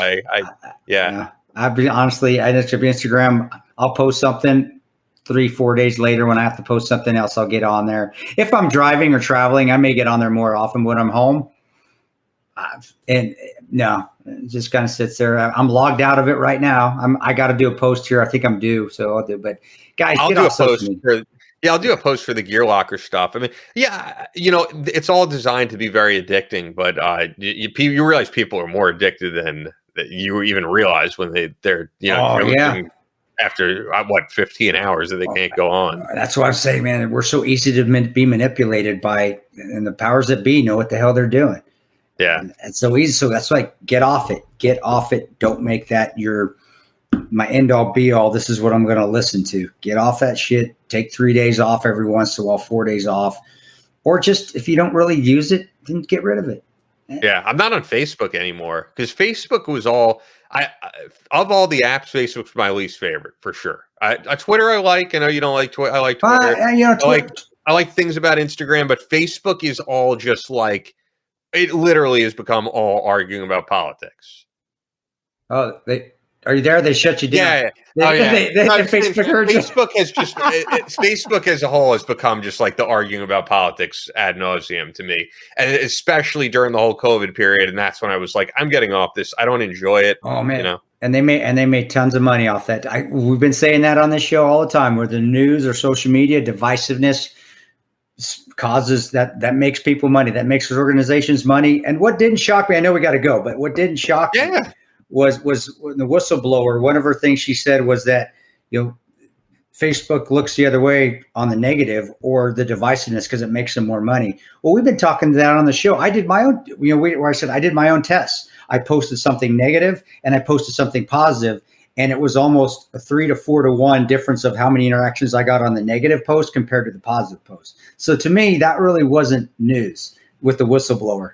I didn't see that as news. Like, well, shit, I knew that. No, and also I'm sorry. No, go ahead. No, you're good. No, I was just going to say also, from what I know, and I haven't watched everything. I didn't watch the whole 60 Minutes piece. I have a gist of what it is. But I also am not for Facebook like censoring everything. And I think this woman is going to, or for the government getting in. And, I think this woman is going to try to step in. It's a whistleblower, but she's also trying to get like more government control, I think, to the point where it's like, you can't post this, you can't post that. And I think other than if you're threatening someone's life, that they have to take down. And then I think they should let you know if something is being posted by a foreign entity, like RT. If you post something from RT on Twitter, it'll say like this is a Russian-run, state-run news network. I think people should know that. But other than that, I don't think they should start. They're getting to the point where you have to be so in line with what you post that stuff is going to be taken down. So I'm not for more censorship, but I guess that's what's coming, and that's what this woman is advocating for. I think Facebook did it themselves. That they honestly, I think they weren't fair with who they allowed promote and who they didn't promote, and I do think there was some shadow banning going on there, here and there. Yeah, I do. If you are open to everybody, then that's fine. But if you're making money, and then you're making money off causing divisiveness, that's not right either. So I'm with you, Ian, though. I'm not big on government. I'm not big on government control either. No. But I'm also not big on non-ethical organizations making a shitload of money, or they're following a political party or not, or they're bastardizing one or evil, or making one evil than the other. I mean, be fair, just be open and let people make their own decisions. Don't push them one way or the other. But if the FCC comes in, hey, Facebook, you did it to yourself. You reap what you sow. Karma's a motherfucker. Karma's a bitch. And what is it? The payback's a bitch, and the stripper name is Karma. Well, there you go, guys. So whatever. We'll still have the podcast, and we'll still be going strong. Yeah, as long as that doesn't come down, we'll see. We'll be fine. The tech companies are crazy with everything, but that's also why, I mean, you and I, there's certain things I just don't post, and I don't know. But yeah, I don't want to see them continue down that road, and that looks like where it's going. I think when the government steps into this stuff, it always makes things worse. It's funny because now you hear about talking about China getting rid of Bitcoin, right? And America trying to get involved in Bitcoin. And this is the last thing I'll end with. It's just interesting. Had you have put all your stimulus money into Bitcoin, or put it into Dogecoin, for all things, like, you would have made a ton of money. So what's the real pyramid scheme? Is it Bitcoin or is it the American dollar? I think it's the American dollar when you look at the value crashing because it's backed up by absolutely nothing, as opposed to Bitcoin, which is like the most secure form of money out there. So yeah, I'm just for less government control of any of that type of stuff, because I think it'll make things worse. It always does. I'm the same way. Less government control on anything. Less government control on vaccines and social media and all, but you also got to have some ethics too. And that's our problem, is that the powers that be we don't trust them, and rightfully we shouldn't. They haven't proved anything to us that they are ethical. I guess we're doing it to ourselves too. I guess just as a country, we're bringing a lot of the hurt on ourselves by always being so goddamn divisive. Excuse my language. Sorry for all you Christians out there. I don't mean to take the name in vain. But, I was going to say, that's like the one thing you should not do. And that's what I very rarely do that. And I will get on my knees and pray for, I pray every night. Forgive me of that sin. Again, taking the Lord's name in vain is not good, but that's the seriousness of where we're at. And it's just, gosh, find virtue again, find each other again. We're never right. We're never wrong. We just can't be that right and wrong all the time. And we just got to find a way to work together and not depend on the most unethical people in the world trying to help us and fix us. Yeah. Because it doesn't work. Well, I know you guys are awesome though. And we're going to have the podcast regardless. It's going to keep going. And I'm so appreciative for that. And just the questions were awesome too, guys. And so just keep your head up, keep charging. And just remember, if you make decisions, understand what those consequences of those decisions are, but it doesn't mean you're making the wrong decision. Sometimes you have to sacrifice something to take a stand. You do. And that's if that's what you feel strongly about, but have a backup plan as well. Like Ian said, have a backup plan. You're going to quit your job. I said, or don't. I mean, you probably know yourself better, whoever, for that particular question, right? Like I said, it might be, I don't know. I took some time off at one point when I quit, with what I was doing prior, and I don't regret it at all. So yeah, you got to do what works best for you. But yeah, keep sending your emails, battlelinepodcast@gmail.com. That's all for this episode of the Battleline Podcast, but we'll be back on Monday with more American Straight Talk. Until then, be sure to follow us on Instagram at Battleline Podcast and on Twitter at Battleline Pod. To sign up for future Battleline tactical courses, go to www.christantoparanto.net. Believe in yourself, face all challenges head on, and as always, never quit.